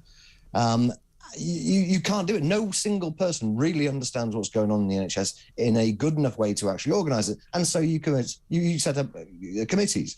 You set up inquiries, you set up various bureaucracies and bureaucrats to oversee the bureaucrats. It's just an inherent problem with something so enormous that is guaranteed such a large amount of money that, of course, the money's going to be wasted. Of course, it's going to be run in the interests of the people who work for it rather than the patients. And at the moment, we've got a situation where, as you say, more money is going in, and yet the forecast is that waiting lists are going to go up and up. And of course, actually waiting lists soared from when the Tories took power back in 2010. I think then waiting lists were about 2 million. Even pre-pandemic, they were well over 4 million. So we're almost being brainwashed that we've got to accept this forever and that nothing will change. The bottom line is we need more beds and we need more doctors. There's been a conscious decision that has nothing to do with funding, and we're not the only country to do this, but there's been a conscious decision to get rid of hospital beds. And so we have half as many as we did 40 years ago, even though we have far more people living in the country. As I say, this is not unique to Britain, but we've done it at a much bigger scale than most other countries, and we don't have the doctors as well. And that's not just it's not at all due to funding, really. It's a matter of choices, but also at the moment we genuinely have problems actually recruiting doctors, and that's something we really need to look at very closely. But yeah, we need the doctors and we need the nurses. You can't carry out operations if you haven't got beds. That's the bottom line. And we've seen with COVID how few beds we actually have, how easy it was actually to overwhelm the NHS because we simply don't have the beds, and particularly the intensive care beds. But yet, actually, as we know, there's lots of beds in the either not-for-profit or the private healthcare system that are not being used 24/7, together with operating theatres, diagnostic kits. It's about a sensible use of resources, and of course it was actually Tony Blair's government that got waiting lists down back in the early 2000s by a much greater use of the private sector to help get those lists down, and yet that doesn't seem to be happening almost at all at the moment. No, it was a good idea from Tony Blair. What he basically said was that if you can't get an operation with the NHS within a certain time frame, that the government would give you a voucher so you could go off and have it done privately. I'd like to see more of that happen, partly because that would actually incentivize the private sector to create even more capacity, to recruit more doctors, to get more beds in. People don't care where they get their healthcare as much as the NHS is a religion. When push comes to shove and you need an operation and you want it done quickly, you don't care whether it's done by the blessed NHS or by an evil profit-seeking private company. There is some capacity there. It could be built up further if there was greater financial incentives. I think that's absolutely something the government should be looking at. No question, Christopher. And we actually polled it, and we found that 81% of people didn't care where the care was provided as long as the pain, the suffering, the agony basically was removed and was sorted at a much earlier time frame. Christopher Snowdon, who is the head of lifestyle economics at the IEA, thank you so much for those thoughts this Sunday morning. Keep the tweets and the calls coming in. We'll be taking calls shortly. Just one message come in here from Craig a bit earlier. Great show as ever, but can we have the correct statement on coal that Thatcher shut all the mines? I believe Harold Wilson closed about twice as many as Thatcher. I think there may be some truth to that. Maybe someone else will know a bit more about that. Stay with us. We'll take your calls. It's Tice Talk on Talk Radio. Bold Talk. Talk Radio. Listen on your smart speaker. Watch it live on your smart TV. The world headquarters of common sense. Talk Radio. Offence archaeology on Twitter. Quite terrifying. Don't beg Jeff Bezos. Charge him, for God's sake. Have a day off. Use some common sense. People can say whatever they want.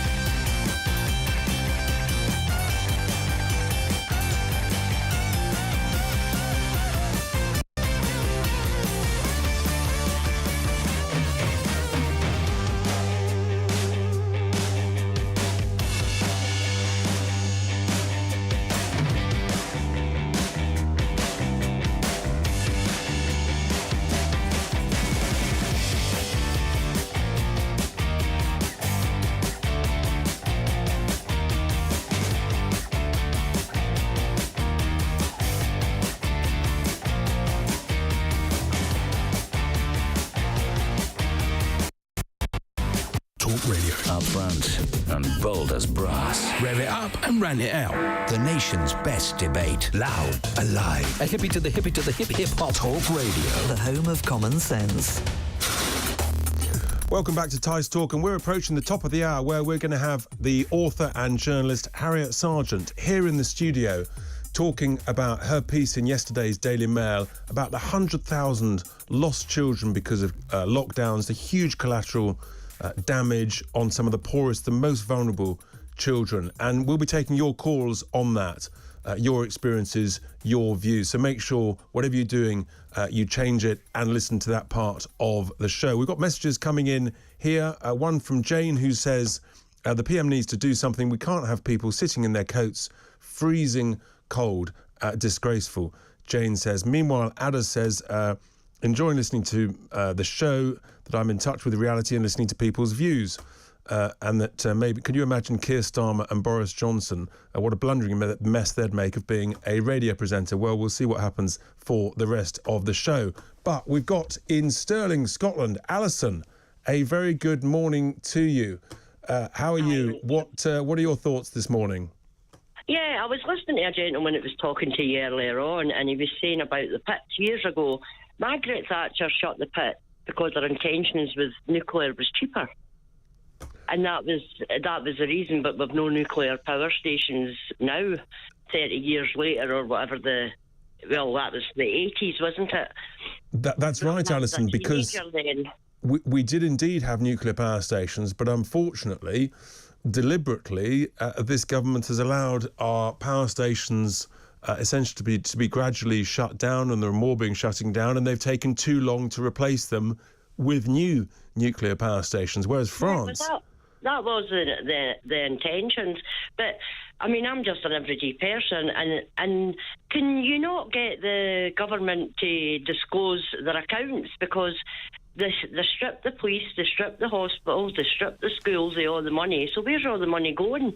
All the money that the taxpayers pay? There's just no way with the amount they're putting back. And I mean, I know they've got to subsidise other companies, but you have enough power stations to supply your own country, and coal for the steelworks and things like that. I mean, look, Alison, the truth is that the numbers are there if you dig in hard enough, but it's not easy. But I guess I was just touching earlier with Christopher Snowdon.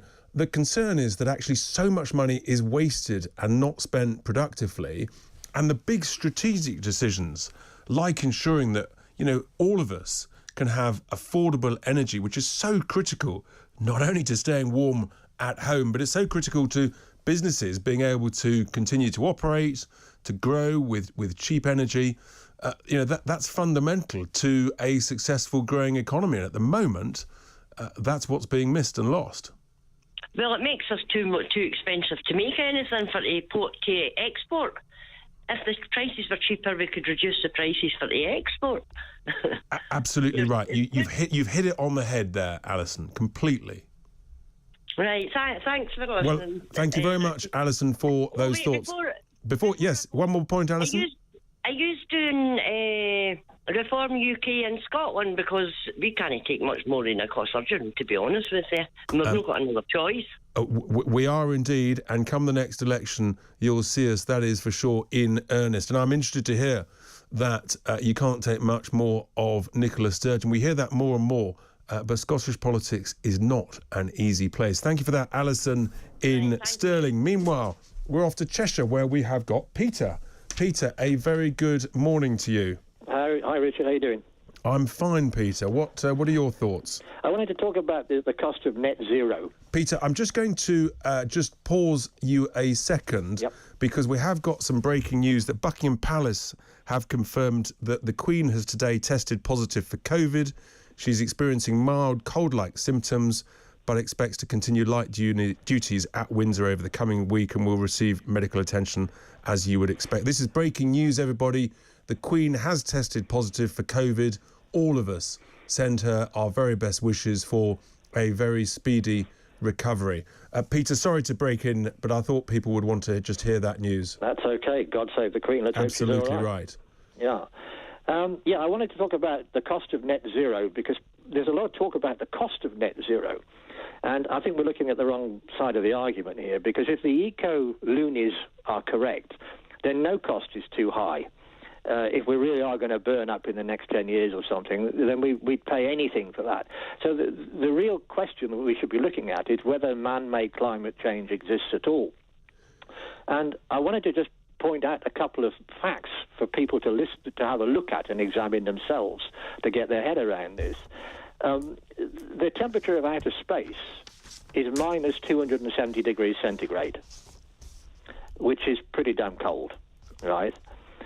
So if we get to 30 degrees centigrade on planet Earth on a nice sunny day, it means that the sun is warming the planet by 300 degrees centigrade, approximately. If it didn't, we'd just be a little rock drifting around in space, a frozen rock, and there'd be no life on the planet at all. So the real issue here is that the sun is warming the planet by 300 degrees centigrade from a distance of 93 million miles. We can't get our heads around a distance like 93 million miles. It's so enormous we can't imagine it. But it's warming us by 3 times the temperature of boiling water from 93 million miles away. That's what's determining our climate. And indeed, of course, as I said earlier, we've had climate change since time began. We will always have climate change, and there are multiple factors. And I think really, I'm not a scientist, but you've just referred to some statistics there. The truth is that so many things impact on it, whether it's solar variability, as you, I think, have just been inferring, whether it's sea level oscillation, whether it's, as someone else earlier referred to, volcanic activity. There are multiple factors that impact on climate change, about much of which we actually don't know that much, I think, Peter. Yes, we know that in terms of man-made emissions, we all want cleaner air. We all want to look after our environment, but it's about making sure that what we do is affordable, and here in the UK is proportionate. Well, of course, I mean, I think everyone, you've got to separate the pollution aspect from the climate change aspect. Nobody wants to have plastic bags floating around in the oceans. Absolutely. We all want clean air. It's nice to breathe clean air, but that's nothing to do with climate change. If you look at Greenland, the Vikings used to grow crops on Greenland. It was called Greenland because it's green. It was not called white land, as it would be today when the snow's down. So we used to grow grapes in the north of England, the Romans did, for making wine. We don't do that anymore. This is all before man was driving around in diesel cars. But if you think that lagging your roof and doing the silly things that we're told we should do, it's going to make a difference to the climate. That's as nutty as King Canute saying that he's going to stop the tide coming in. You just can't do it. And Boris actually said at the COP20, whatever it is, meeting, this is it, we're going to stop climate change. He did use those words. And that is the extraordinary misconception that I think the political leaders are deliberately imposing on people, thinking that you can stop climate change. Yeah. I mean, that is just... it's just untrue. It's complete denial of reality. Peter, would you like, therefore, a referendum on net zero so we can have a grown-up national debate about this? Of course, absolutely. And what about your friends, Peter? What are they saying about this? How aware are they of the net zero agenda? I think everyone is aware of it, and everyone is aware that it's crazy. Nobody voted. I don't have any friends who are, sellotaping themselves to motorways or anything like that. It's not.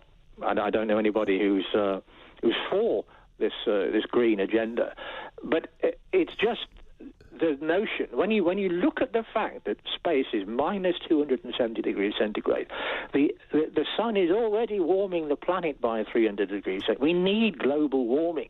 If we didn't, we would just be a little rock. There'd be no life here. Well, it is interesting, isn't it, Peter? And thanks for those thoughts. That statistic I read out earlier, the NHS is concerned that 2,500 people more may be dying because of heat waves in the UK. And yet another part of government, the ONS, is saying that actually milder winters, i.e. a bit of warming, is actually saving 25,000 lives every single year. So maybe actually people are looking at this completely the wrong way round. Peter, thank you very much for your thoughts. Lots of tweets just coming in with some goodwill messages to the Queen. God bless the Queen, get well soon, says Les. And of course, we all share that sentiment about that concerning news that the Queen has COVID. Stay with us into the third hour. We'll be talking to Harriet Sargent about the missing children, the collateral damage of lockdown, here on Tice Talk at Talk Radio.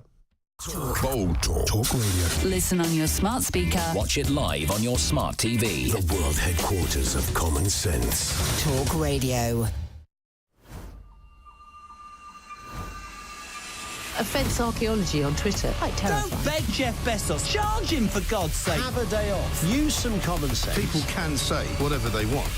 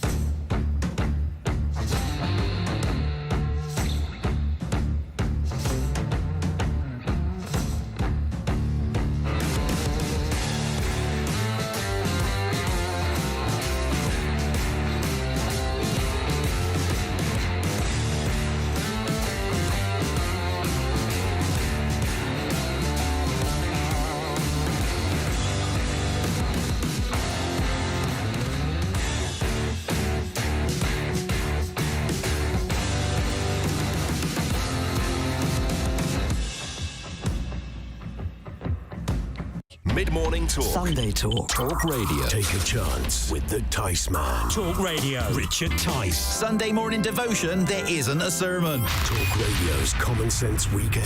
Richard Tice on Talk Radio. Welcome back to Tice Talk. Good afternoon. We have flown into the third hour of the show. It's a tiny bit brighter outside, but as you've just heard from the news headlines, sadly the Queen has tested positive for COVID. She's got mild symptoms.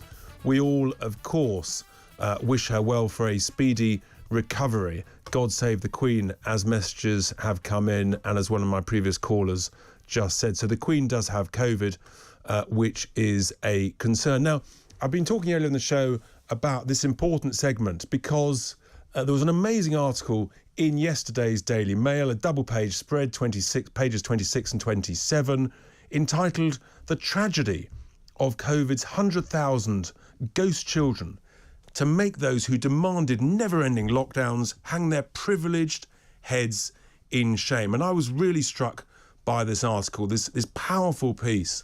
And I have to say, I said it before, I'm not an emotional guy, but I have to say, reading this article, I genuinely did cry. It was heartbreaking. And for those of us who got scars on our back for trying to talk about the collateral damage of lockdowns, this is the harsh, the difficult, the tragic truth. And I'm delighted to be joined here in the studio by the author of that article, author and journalist Harriet Sargent. A very good afternoon. Thank you so much for coming in to share your experiences, Harriet, what you learned in investigating, looking into this. It's extraordinary what you've discovered. Well, I was astonished. I mean, I started doing this and I started interviewing, and I interviewed as wide a range of young people as I could, from really, outstanding comprehensives in middle class, leafy suburbs, right down to really poor children living in two rooms over in the East End of London. And I was just astonished also that they all said more or less the same thing. I mean, this was a great unplanned experiment that we did on our children. I mean, our focus, quite rightly at the time, was all on the elderly and saving our elderly. But we just gave no thought what we were doing with our young people. I mean, they suddenly had everything just removed from them that they depended on. And we can understand those first few weeks. It was unprecedented, and the government had to make some very difficult, very fast decisions.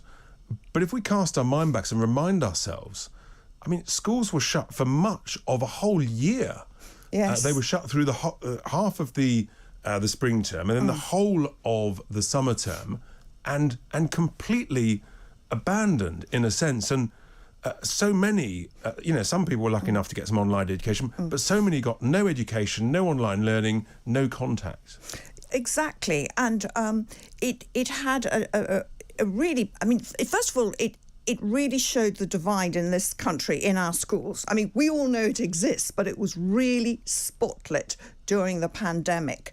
I mean, the fact that sort of about 74% of private schools managed to get online learning to their young people, and 64%, because something we don't talk about very much is the huge gulf between good state schools and not good state schools.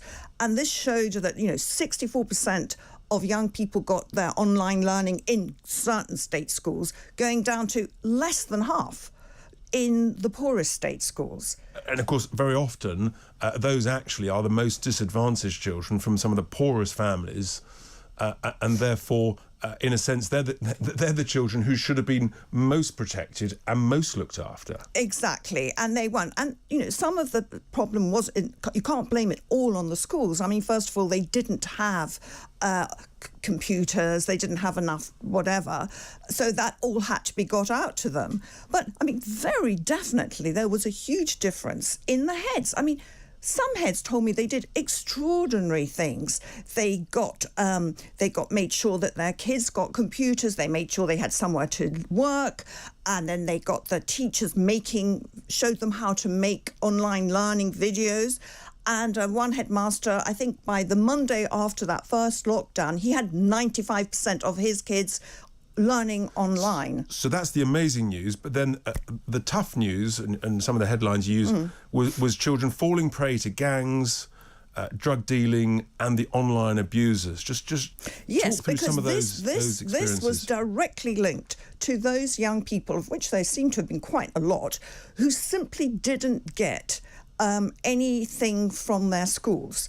And again, they said to me, oh, I felt diminished as a person because they really depended on that routine and that contact from their schools. And when they didn't get it, they spiraled into despair and anxiety.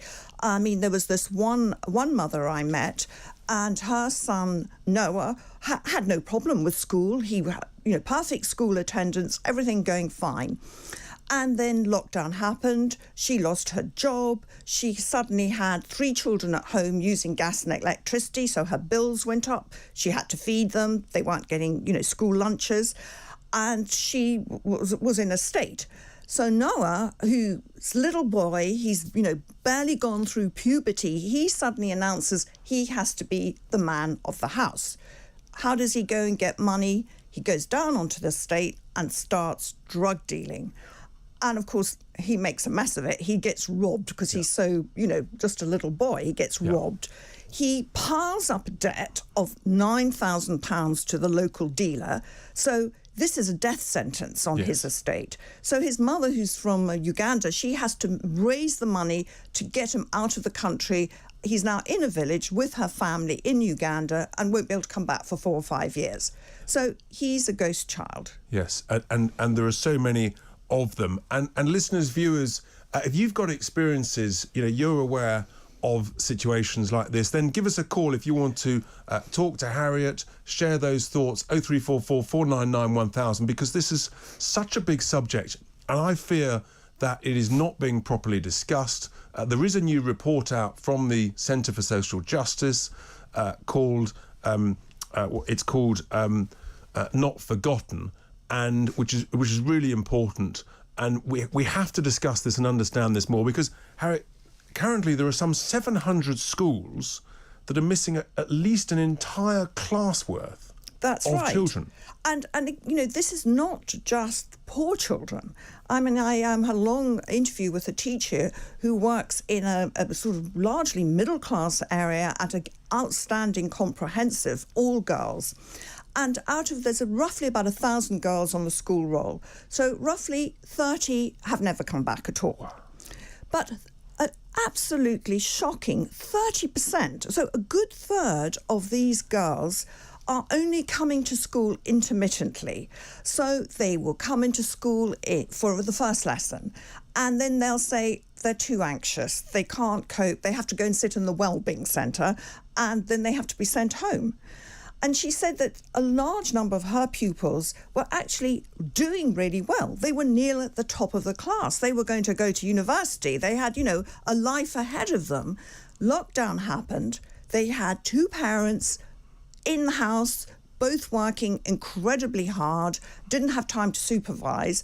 And these girls did nothing, were on Snapchat all day, came back into the classroom and found they were way behind, were kind of, had comments from their friends, comments from their teachers, and just don't know how they can catch up in time to do their exams, and have just gone off the rails since then. I mean, it's unbelievable. And the question is, are the schools, is the Department for Education, are they doing enough now to try and reconnect with these lost children, the numbers we've just been talking about? Well, I think they're trying, but I mean, what I would like to know, why was nothing done during the pandemic? I mean, why was it for instance, one girl told me just in her school, one teacher she saw all the time. She saw the geography teacher all the time, had contact with the geography teacher. Her IT teacher she didn't see for the whole time. Why is it that certain schools were allowed to do absolutely nothing, just send out workbooks, hardly do anything, and other schools were working their hearts out? Why was Ofsted or the Department of Education not making sure that everybody was doing it? Because if some schools could do it, Why couldn't they all do it? Well, that's right. And we were told that laptops were being made available to those that didn't have them. But I think that was very, very intermittent, very hit and miss. There were thousands who never got access. Yes, a lot of them said they never heard from their school and they never got computers. And do give us a call, 0344 499 1000, to tell us about your experiences with your children in your schools or friends of yours who may not want to call themselves, to share this with us, because it is so vital that we find these children. And what really troubles me is that those who were advocating lockdowns, essentially what they were doing, they were knowingly doing, was in order to protect the wealthy middle class working from home, they were actually knowingly disadvantaging the poorest, the most vulnerable children in our society, bearing in mind, of course, that children were the least likely to suffer from this virus. And I think I'm right in saying, Harriet, that the UK, I think our schools were closed almost more than any other school in the whole of Europe in terms of days in that year. Yes, for some reason, our teachers seem to be particularly vulnerable to getting COVID. I mean, supermarket workers seem to manage. Well, let's say were expected to manage. Yes. But I do know one teacher told me that in his school, he had, they were all really trying, but he said the teachers' union were trying to kind of hold them back. And he said two of his friends, fellow teachers, got so fed up with the teachers' union and the instructions they were getting, this, that and the other they couldn't do, that they actually left the union. They felt so strongly that the union was really impacting on the children's education. And in a sense, I think they continue to do that. Even when schools had gone back, it was the unions that were insisting that the children would wear masks, which, of course, everybody knows, the Prime Minister... we all know that masks hinders learning and causes that sense of anxiety and maybe, heaven forbid, is actually preventing children coming back to school.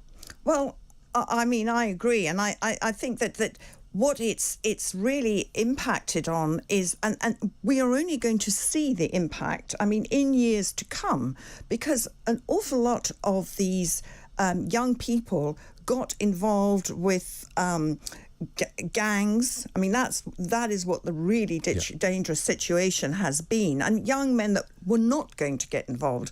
I mean, one woman from South London, she's a single mum, but she said her son was fine. He was busy, did his school, he had his after-school clubs, he had his boxing club, his football. He was absolutely fine, normal, active boy. And then lockdown happened. He was sitting in his room. He got more depressed.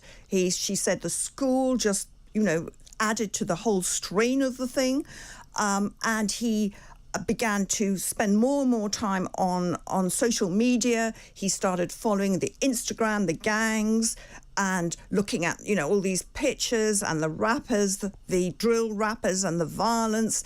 And, I mean, even one middle-class boy who lives in Wimbledon, for goodness sake, he told me he got really into looking at all these because the violent Instagram kind of summed up for them what they were feeling, their own anger and frustration. And I mean, just so desperate. We're going to take a quick break. We're then going to break in to speak to Rupert Bell to talk about Her Majesty the Queen. But we're talking to Harriet Sargent about the collateral damage of the missing 100,000 ghost children. Stay with us. It's Tice Talk on Talk Radio. Bold Talk. Talk Radio. Listen on your smart speaker. Watch it live on your smart TV. The world headquarters of common sense. Talk Radio. Offence archaeology on Twitter. Quite terrifying. Don't beg Jeff Bezos. Charge him, for God's sake. Have a day off. Use some common sense. People can say whatever they want.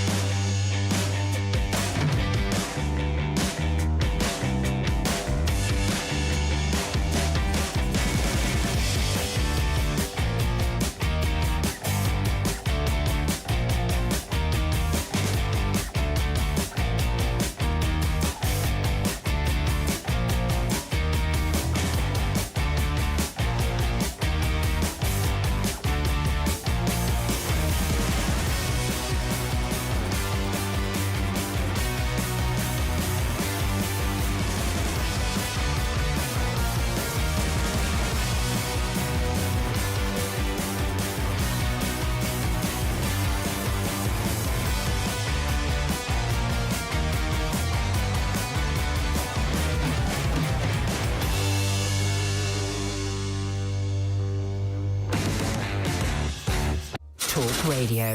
Bold, brave, ballsy. Made to make your mouth water. A radiant force of argument. Shape up and talk. Freedom of speech. Accept no substitutes. Talk Radio. Welcome back to Tice Talk here in the third hour, and we had the breaking news that the Queen has COVID, and so we're going to just take a quick discussion with our royal correspondent, Rupert Bell. Good afternoon, Rupert, to you. I hope you can hear me. Thanks for joining us at such short notice. What's the latest that you're aware of that you can share with us all? Well, just that the statement suggests that the Queen has tested positive for COVID. She will continue light duties, and that she has sort of mild cold-like symptoms. So nothing sounds as it's too alarming. But of course, when you're 95, it obviously is not ideal. But clearly, she's in, for someone of 95, as good as healthy as you could have expected before. We know she's been getting frail, and we've known that she's had to take time out from a number of her duties over the last few months. And this clearly is not an ideal situation. But the fact is, the palace statement, which is relatively brief, is suggesting she will continue her light duties. It suggests that there's no undue cause for alarm. But it is interesting, I think, Richard, that they've actually released a statement about whether she is COVID, now that she is positive. Because, of course, I think it was only about 10 days ago when Prince Charles was tested positive. He had been in contact with the Queen a couple of days before, and people were immediately sort of speculating, has she or has she not? And the palace didn't reveal anything, whether she had or hadn't, and whether she'd been tested or whatever, because they didn't presumably feel there was anything to put out, and they don't want a running commentary on the Queen's health. No, understandably. Well, I'm just actually talking with Harriet Sargent, the journalist and author, and she just let me know, and I just want to share this with listeners, that actually both her parents, who are in their 90s, also caught COVID recently, and both have recovered after mild symptoms. So let's pray and hope that the Queen recovers promptly and quickly from these symptoms, and that they remain mild. Anything else to share with us, Rupert? No doubt you'll be keeping us informed throughout the days and days ahead. Yes, well, I think it is interesting.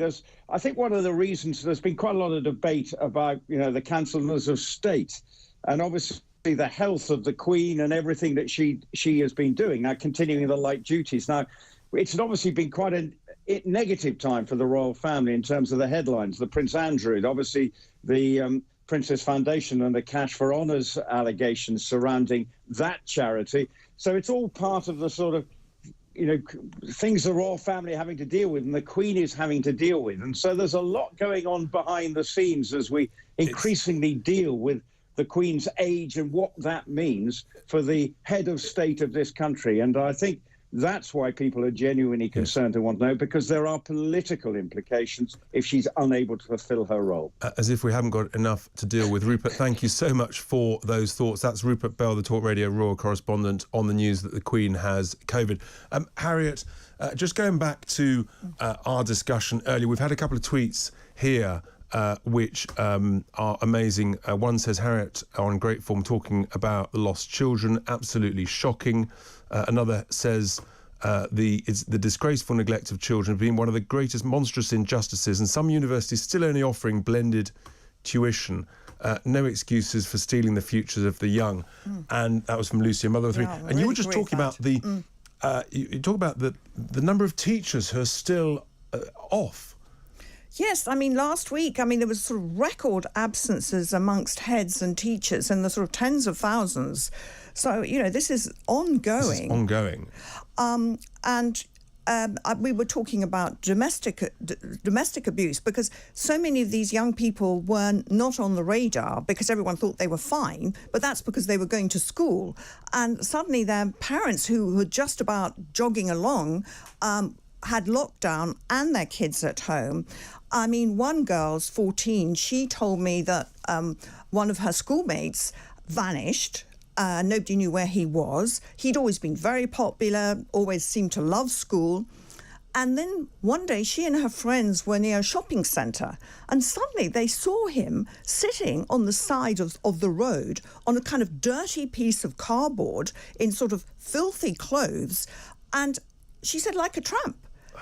And so, because he'd always been so popular, a lot of his friends started giving him food and clothes, and then they told the teachers, and the teachers came and did something about it, thank goodness. Yeah. So he was only a temporary ghost child. That's just another sort of real example of how people just completely sank below the radar. Yes. Almost lost without trace.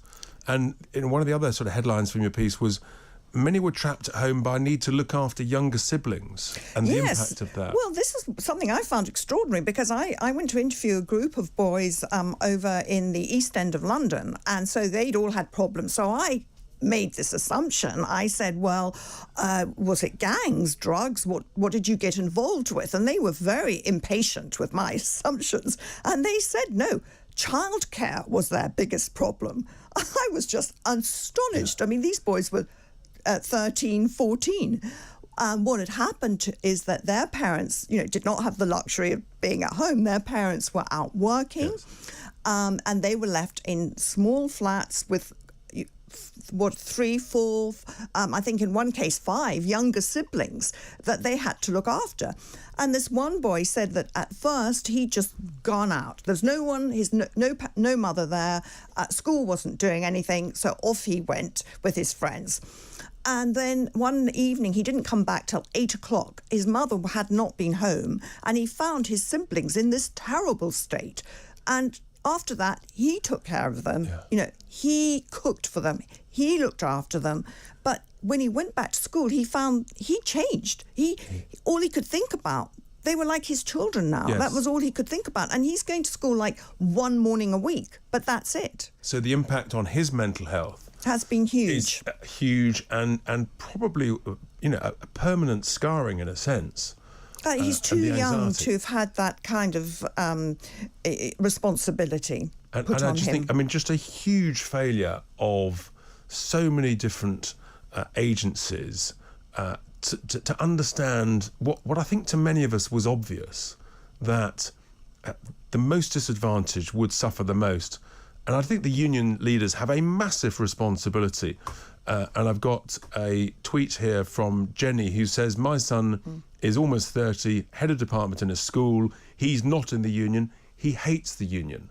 The implication there being that actually the union leaders bear a massive responsibility for this outrage.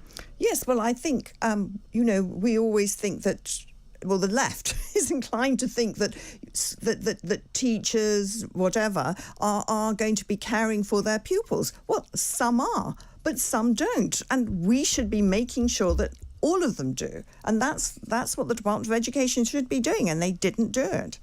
And so you've got another piece coming out, I think, tomorrow? Yes, on the mental health and the violence, the gangs, the kind of drugs, how these young boys were pushed into all this violence, battles and really county lines, and really criminalised at a very young age because they weren't being looked after properly. And therefore, the worry is that if the agencies and the schools don't get hold of these children, that actually they're lost forever. Well, and yes, so exposed. We call them ghost children, but they're flesh and blood to the gangs that recruit them. They're very much flesh and blood. And I think we just don't understand what's happening. I mean, the numbers of violent sort of 14 and 15-year-olds that we now have, you just have to look at the football policing unit figures. We have 12 and 13-year-olds punching police in the face. Yeah. Because no one has ever bothered to look after them. We're in totally unprecedented territory. Harriet Sargent, thank you so much for sharing those thoughts. Thank you. All of us do read this article tomorrow with more stories, and we mustn't let this go. We must make sure that all is done to find these children and help them. If you've got any experiences, give us a call, 0344 499 1000. We want to hear your views, your thoughts, your concerns. It's Tice Talk. It's Talk Radio. Bold Talk. Talk Radio. Listen on your smart speaker. Watch it live on your smart TV. The world headquarters of common sense. Talk Radio.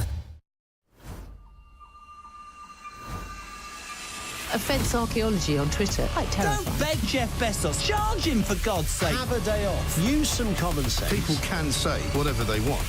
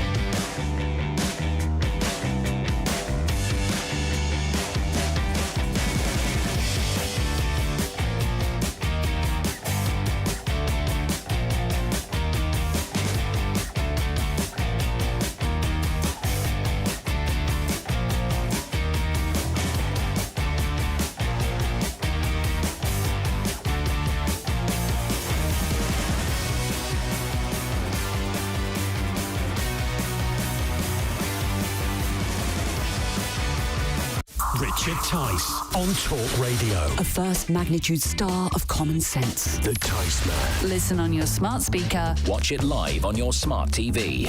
Richard Tice. Talk Radio. Welcome back to Tice Talk. We are into the last half hour of the show. We've got the breaking news that the Queen has COVID. We're sending her all our very best wishes from all of us. And also, we've just been talking to Harriet Sargent there about the 100,000 or so lost children. Do look at her article from yesterday, and also another piece tomorrow in the Daily Mail about that. Such an important issue. And if you've got any experience of that you want to share, give us a call, 0344 499 1000.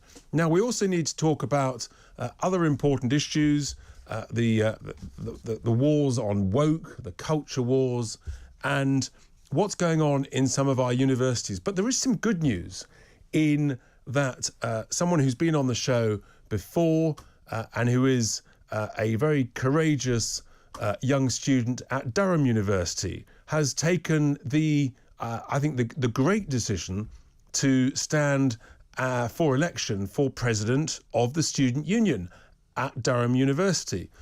And that is Sophie Corcoran, who joins me now on Zoom, I hope, from Durham. Sophie, a very good afternoon to you. Great to have you with us. In between, I guess, what is your electioneering, campaigning? I mean, I've been on the streets in the Midlands, but I guess you're knocking on doors, trying to get people to vote for you in Durham. Well done for standing. What's the process, and how long does it take, and how many candidates are there? Okay, so there is 5 of us running for president. There are other candidates that are running for other roles, but there's 5 of us just running for our one that we're contesting. So the election period is actually really short. It's actually only a week. Wow. So we get a week to try and get ourselves together. So the candidates got announced, I think, 2 days ago. And then now, of course, we have a week or so until voting opens and then shortly closes. I think it closes on the 2nd of March. So we don't have long. For sure. And they haven't cancelled you yet? Well, they've tried, but not yet. Not so far. Right. What do you mean they've tried? They tried to keep you off the ballot paper, I guess. Yeah, I mean, my candidacy has not been well received by the classic group of people. The establishment, the powers that be. Yes. Indeed. So in this week, in terms, I mean, roughly how many people are there who are eligible to vote? How many people might vote? How are you going to win them over and win this election?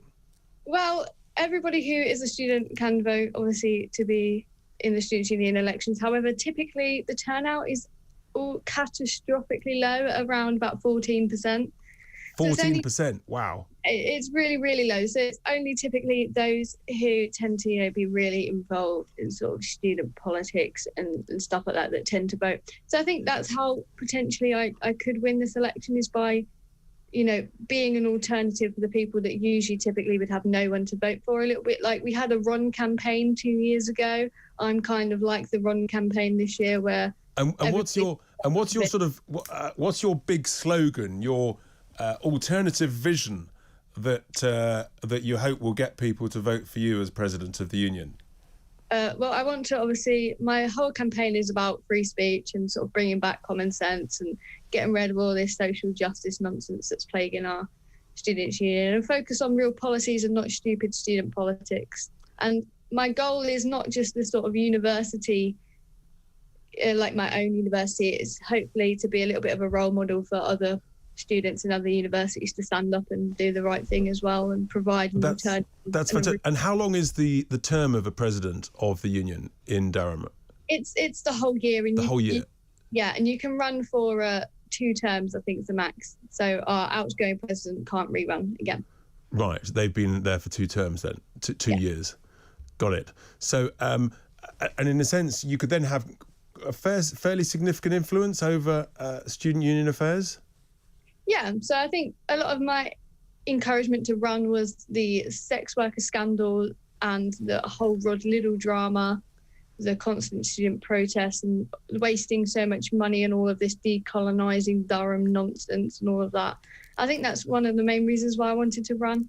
and hopefully will improve students' experiences at university, because our students' union is ranked the worst in the country pretty much every year, because they elect the same kinds of people that only do it to further their own political careers and don't actually really know what they're doing. So hopefully it will change. And free speech is absolutely so important in universities. I mean, it's supposed to be the sort of the almost like a sort of a theatre of encouraging different views, alternative views, free speech. And yet so often, actually, it's the academics who are sort of trampling down on it. I guess they're not welcoming your candidacy. No, they won't be welcoming. Anyone that wants to push this whole leftist agenda isn't going to like my candidacy. I've seen a lot of people quote that they're terrified that I'm running. So, terrified of what? An alternative option? You don't have to vote for me. But they're absolutely terrified that I'm running, because finally somebody that's not in this leftist, I want to push all this Black Lives Matter nonsense into our universities, is running on a platform of free speech, and it's going to give those students that simply don't vote, because there's no one to vote for, an option to vote, and now they know that they're in trouble. Maybe they're actually terrified that the silent majority would like to encourage more free speech and more anti-woke attitudes and behaviour. I suspect that's what they're terrified of. They're terrified of democracy. Yes, absolutely. And I even sort of heard it from, the trustees at the SU. They were like, oh, we're going over scenarios in our head. People might do with you what they did with the Ron vote, because 2 years ago people were just sick of all of the people. So reopened nominations won, which then subsequently got disqualified. Very non-biased, of course, but very democratic, these elections. But yeah, I hope to be a role model. I think that's my main goal. I want to really create what education's actually supposed to be, and that is education, not this indoctrinating woke nonsense. Absolutely. So I want to be a role model to others. So you've got a week's campaigning. So when will you know the result? 2nd of March. On the 2nd of March. Right. Okay. So in 2 weeks' time, we could announce the result. And actually, just whilst we've been speaking, Sophie, Jim has tweeted in, tell Sophie to go for it, hope she wins, with a couple of claps. Absolutely. I think Jim is on to something without question. Well, look, Sophie, the very best of luck to you. A vital election. So courageous of you to stand up for free speech, for all who want to challenge the woke agenda. And in one of our greatest universities, Durham, I think that is really, really important. We will keep all our listeners appraised as to how Sophie does. Thank you to Sophie Corcoran, and we wish her well. Leo says, I wish her all the best in getting elected as union president, but as with the referendum, I suspect the losers will not accept the result and demand a rerun. What do you think from Leo? Goodness me. Well, I suspect that if she did win, Sophie would absolutely demand that she becomes president. I don't think they'd be allowed to ask for a rerun, but we'll keep a very close eye on that. Keep the calls coming in, 0344 499 1000, whether it's about that or whether it's about the net zero crisis. Do you want a referendum on net zero so we can have a proper, open national debate? And indeed, for me, it's actually the young who are potentially going to be the most burdened by the cost of energy as it continues to grow and grow with all these net zero policies, because it's the young who won't be able to afford to move out from parents' homes into their own homes because of the cost of energy. They won't be able to afford travelling in cars. They won't be able to afford electric cars. And of course, it'll be much harder to get jobs if so many businesses have shut down or moved abroad. Give us your thoughts. Stay with us. It's Tice Talk. It is here, Talk Radio. Bold Talk. Talk Radio. Listen on your smart speaker. Watch it live on your smart TV. The world headquarters of common sense. Talk Radio. Offence archaeology on Twitter. Quite terrifying. Don't beg Jeff Bezos. Charge him, for God's sake. Have a day off. Use some common sense. People can say whatever they want.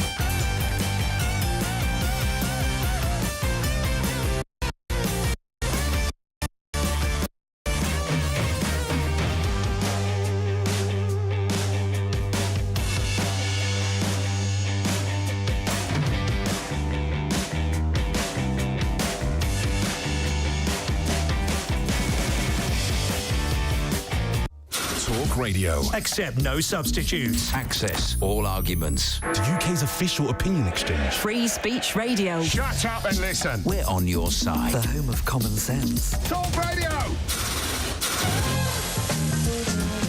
Welcome back to Tice Talk. We're into the last quarter of an hour. Lots of messages, texts coming in wishing Sophie good luck in that election.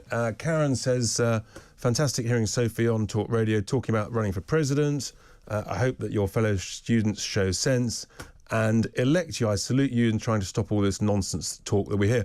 And if you know anybody else who's at university, encourage them to stand if they want to make a stand for free speech, for democracy, and to challenge all of this woke nonsense. It's so important that we ensure that free speech happens at the bedrock, the home of democracy, which of course should be in student unions, in debating chambers, at universities, rather than let our academic leaders try and trample down on it. Lots of other messages coming in, but we're going to take a call here from Exeter. Susan, a very good afternoon. What are your thoughts? Nice to hear you. Good afternoon, Richard. Thank you for taking my call. You always give a wonderful show. It's very interesting, actually, but I wish you wouldn't do it sometimes because I can't get anything done. Regarding the article on the lost children. Yes. You had the lady called Harriet speaking, and I do know that lockdown caused problems with children, adults, the elderly, all sorts. It went across the board, Richard. Now, she spoke about a little boy, Noah, who was 9, and he said to his mummy, who was struggling financially, I'm going to get some money, Mummy. Now, you've got a child here of 9. Now, correct me if you think I'm being too judgmental or unpleasant in my view of this, but if you had a child of 9 who says he's going out of the house to help you and going to make some money, wouldn't you ask how the hell he intends to do that? And wouldn't you fear that whatever he did because of his age and his vulnerability, that it would be illegal, how he's going to get that money? And would you not want to know where he was, Richard? I think that it's easier for us to sort of to say something like that and to think that, which in a sense sounds logical, but actually until you are in that situation with the desperate stakes, so many people were in, and of course, many youngsters, you had many people trapped in small apartments with no outdoor space, not allowed to go out, and I think the mental pressures and ultimately I say when people are desperate. People will do desperate things, Susan. No, Richard, you're missing my point. I've been desperate. I'm sitting here with my coat. I've been doing it for 6 years. I've been so desperate. I thought, that I couldn't go on anymore because of the cold. That's just one issue, but I had to stick through it. I have no other choice.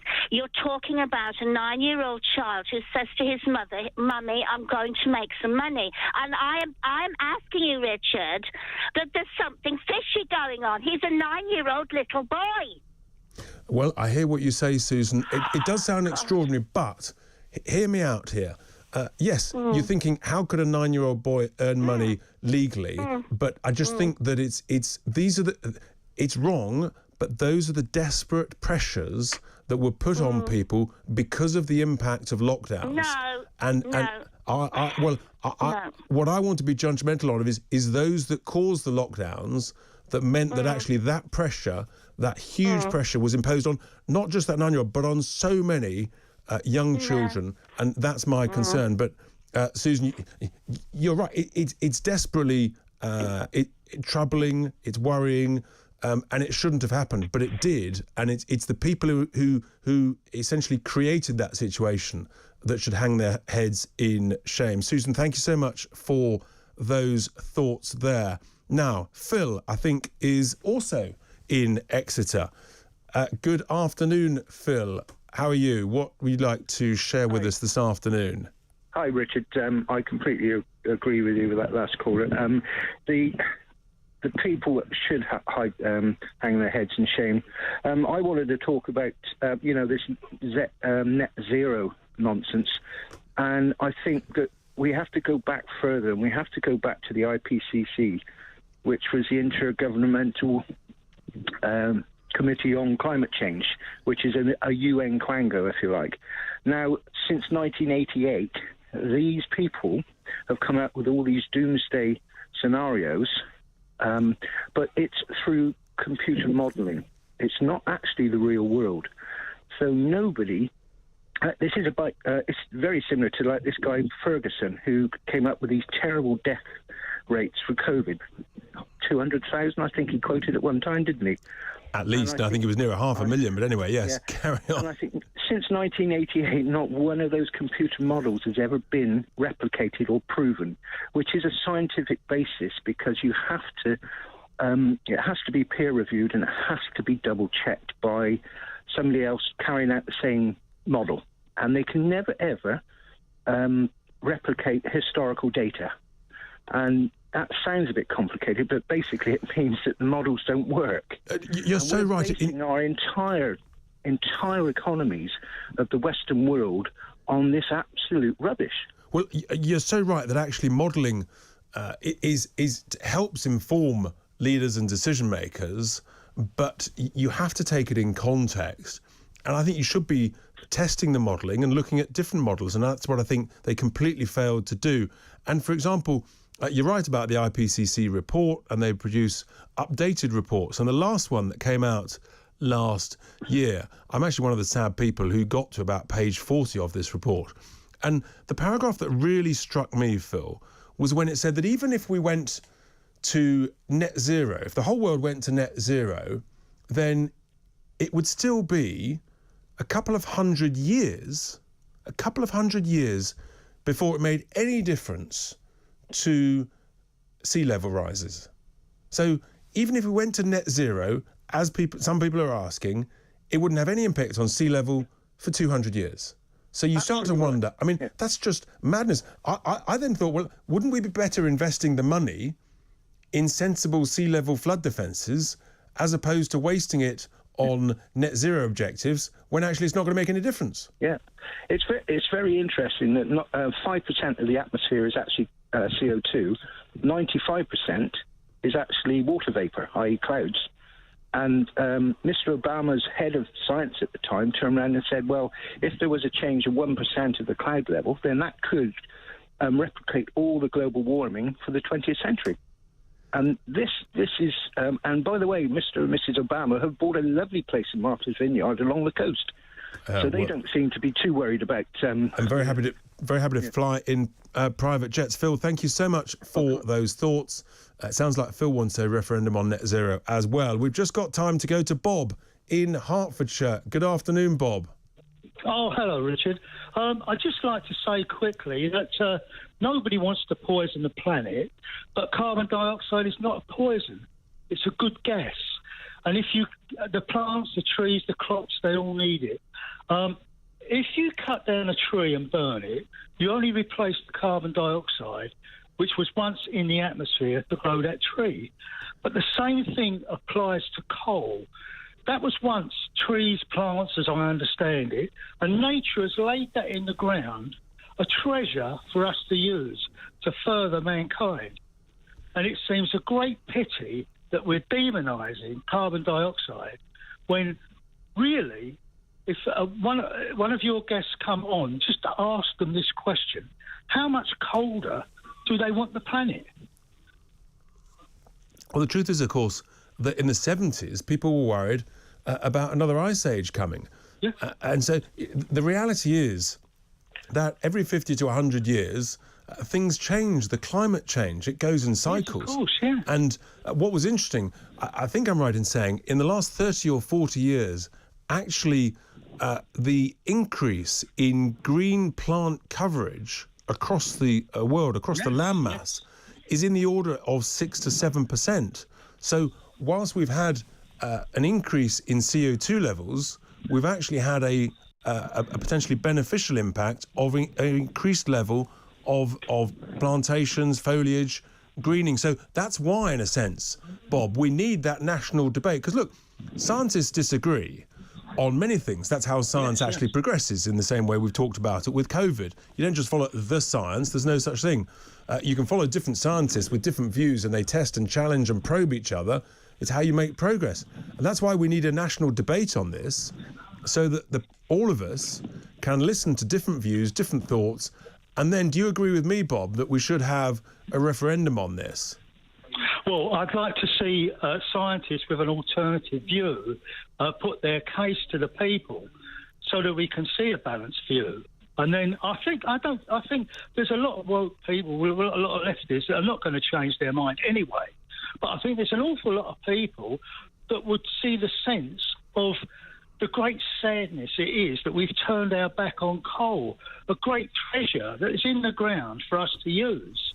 I'm not saying for a minute that it should be done cleanly.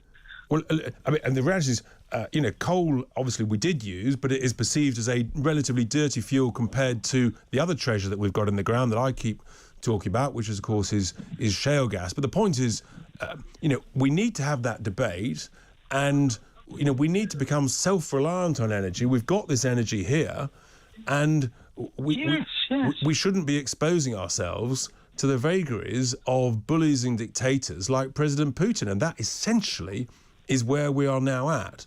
That we're exposed to the world markets when we were totally self-reliant. We were a net exporter of energy. Yeah. It's just completely wrong. It sounds like your friends have a similar view to yourself, Bob, on this. Some of them do. I've got some very, very good friends that have got the totally opposite view. But, oh, have they? As you say, debate is a good thing. Well, debate is a good thing in a civilised and courteous way, and that's why I think that we've got to have a proper, open, national debate. We all want to do our bit to reduce air pollution, to look after the environment, but we've got to do the right bit at the right price in the right time frame, in an affordable, proportionate way. And I'm delighted that whilst Bob was speaking there, we have none other than the wonderful Bob Mills has just cruised into the studio. So you've continuity. You've gone from Bob to Bob. That's I've gone from Bob to Bob, just like that. You see, it's like a well-oiled machine. This station. Well, it's been an interesting morning because there've been one or two tech issues much earlier, but the great production team they've sort of rode through that. Anyway, you've survived the wind. I did, yeah. A little bit of lead off the roof, but I come from a family that see that as a business opportunity, lead off the roof, so it's not really... as long as they didn't see the damage that we saw on the dome, the O2 centre. Goodness me. Terrible, wasn't it? Yeah, and, it has been pretty shocking. But there was a terrible thing on Twitter where someone's had a picture of that and said, every man over 50 has got a pair of boxer shorts that look like this. Not sure where you're going with that. Well, all a bit stretched and ripped. Oh, dear. What's going on? I'm excited. I'm really excited. Dirty Dancing is opening at the Dominion Theatre, the play of the film, the musical of the film, and the 2 stars of it are coming in. Wow. That's a great thing. Yeah. That's a great booking. Well done, Johnny Seifert. That's a great booking. We've got a lady who's written a book called God, the Devil and Me, which is well worth hanging around the second hour to listen to, because it's about cults and sects and people. Sects. S-E-C-T-S yes. is how it was. So that looks very nice. And lots going on. Live music with Sarah Fantastic, Brown. fantastic. Stay with us on Talk Radio for the next 3 hours. Bob Mills will be entertaining you. Thanks to my wonderful production team who have kept everything on the straight and narrow and on the road. I'll be back same time, same place next week. You've been listening to Tice Talk here on Talk Radio. Bold Talk. Talk Radio. Listen on your smart speaker. Watch it live on your smart TV. The world headquarters of common sense. Talk Radio.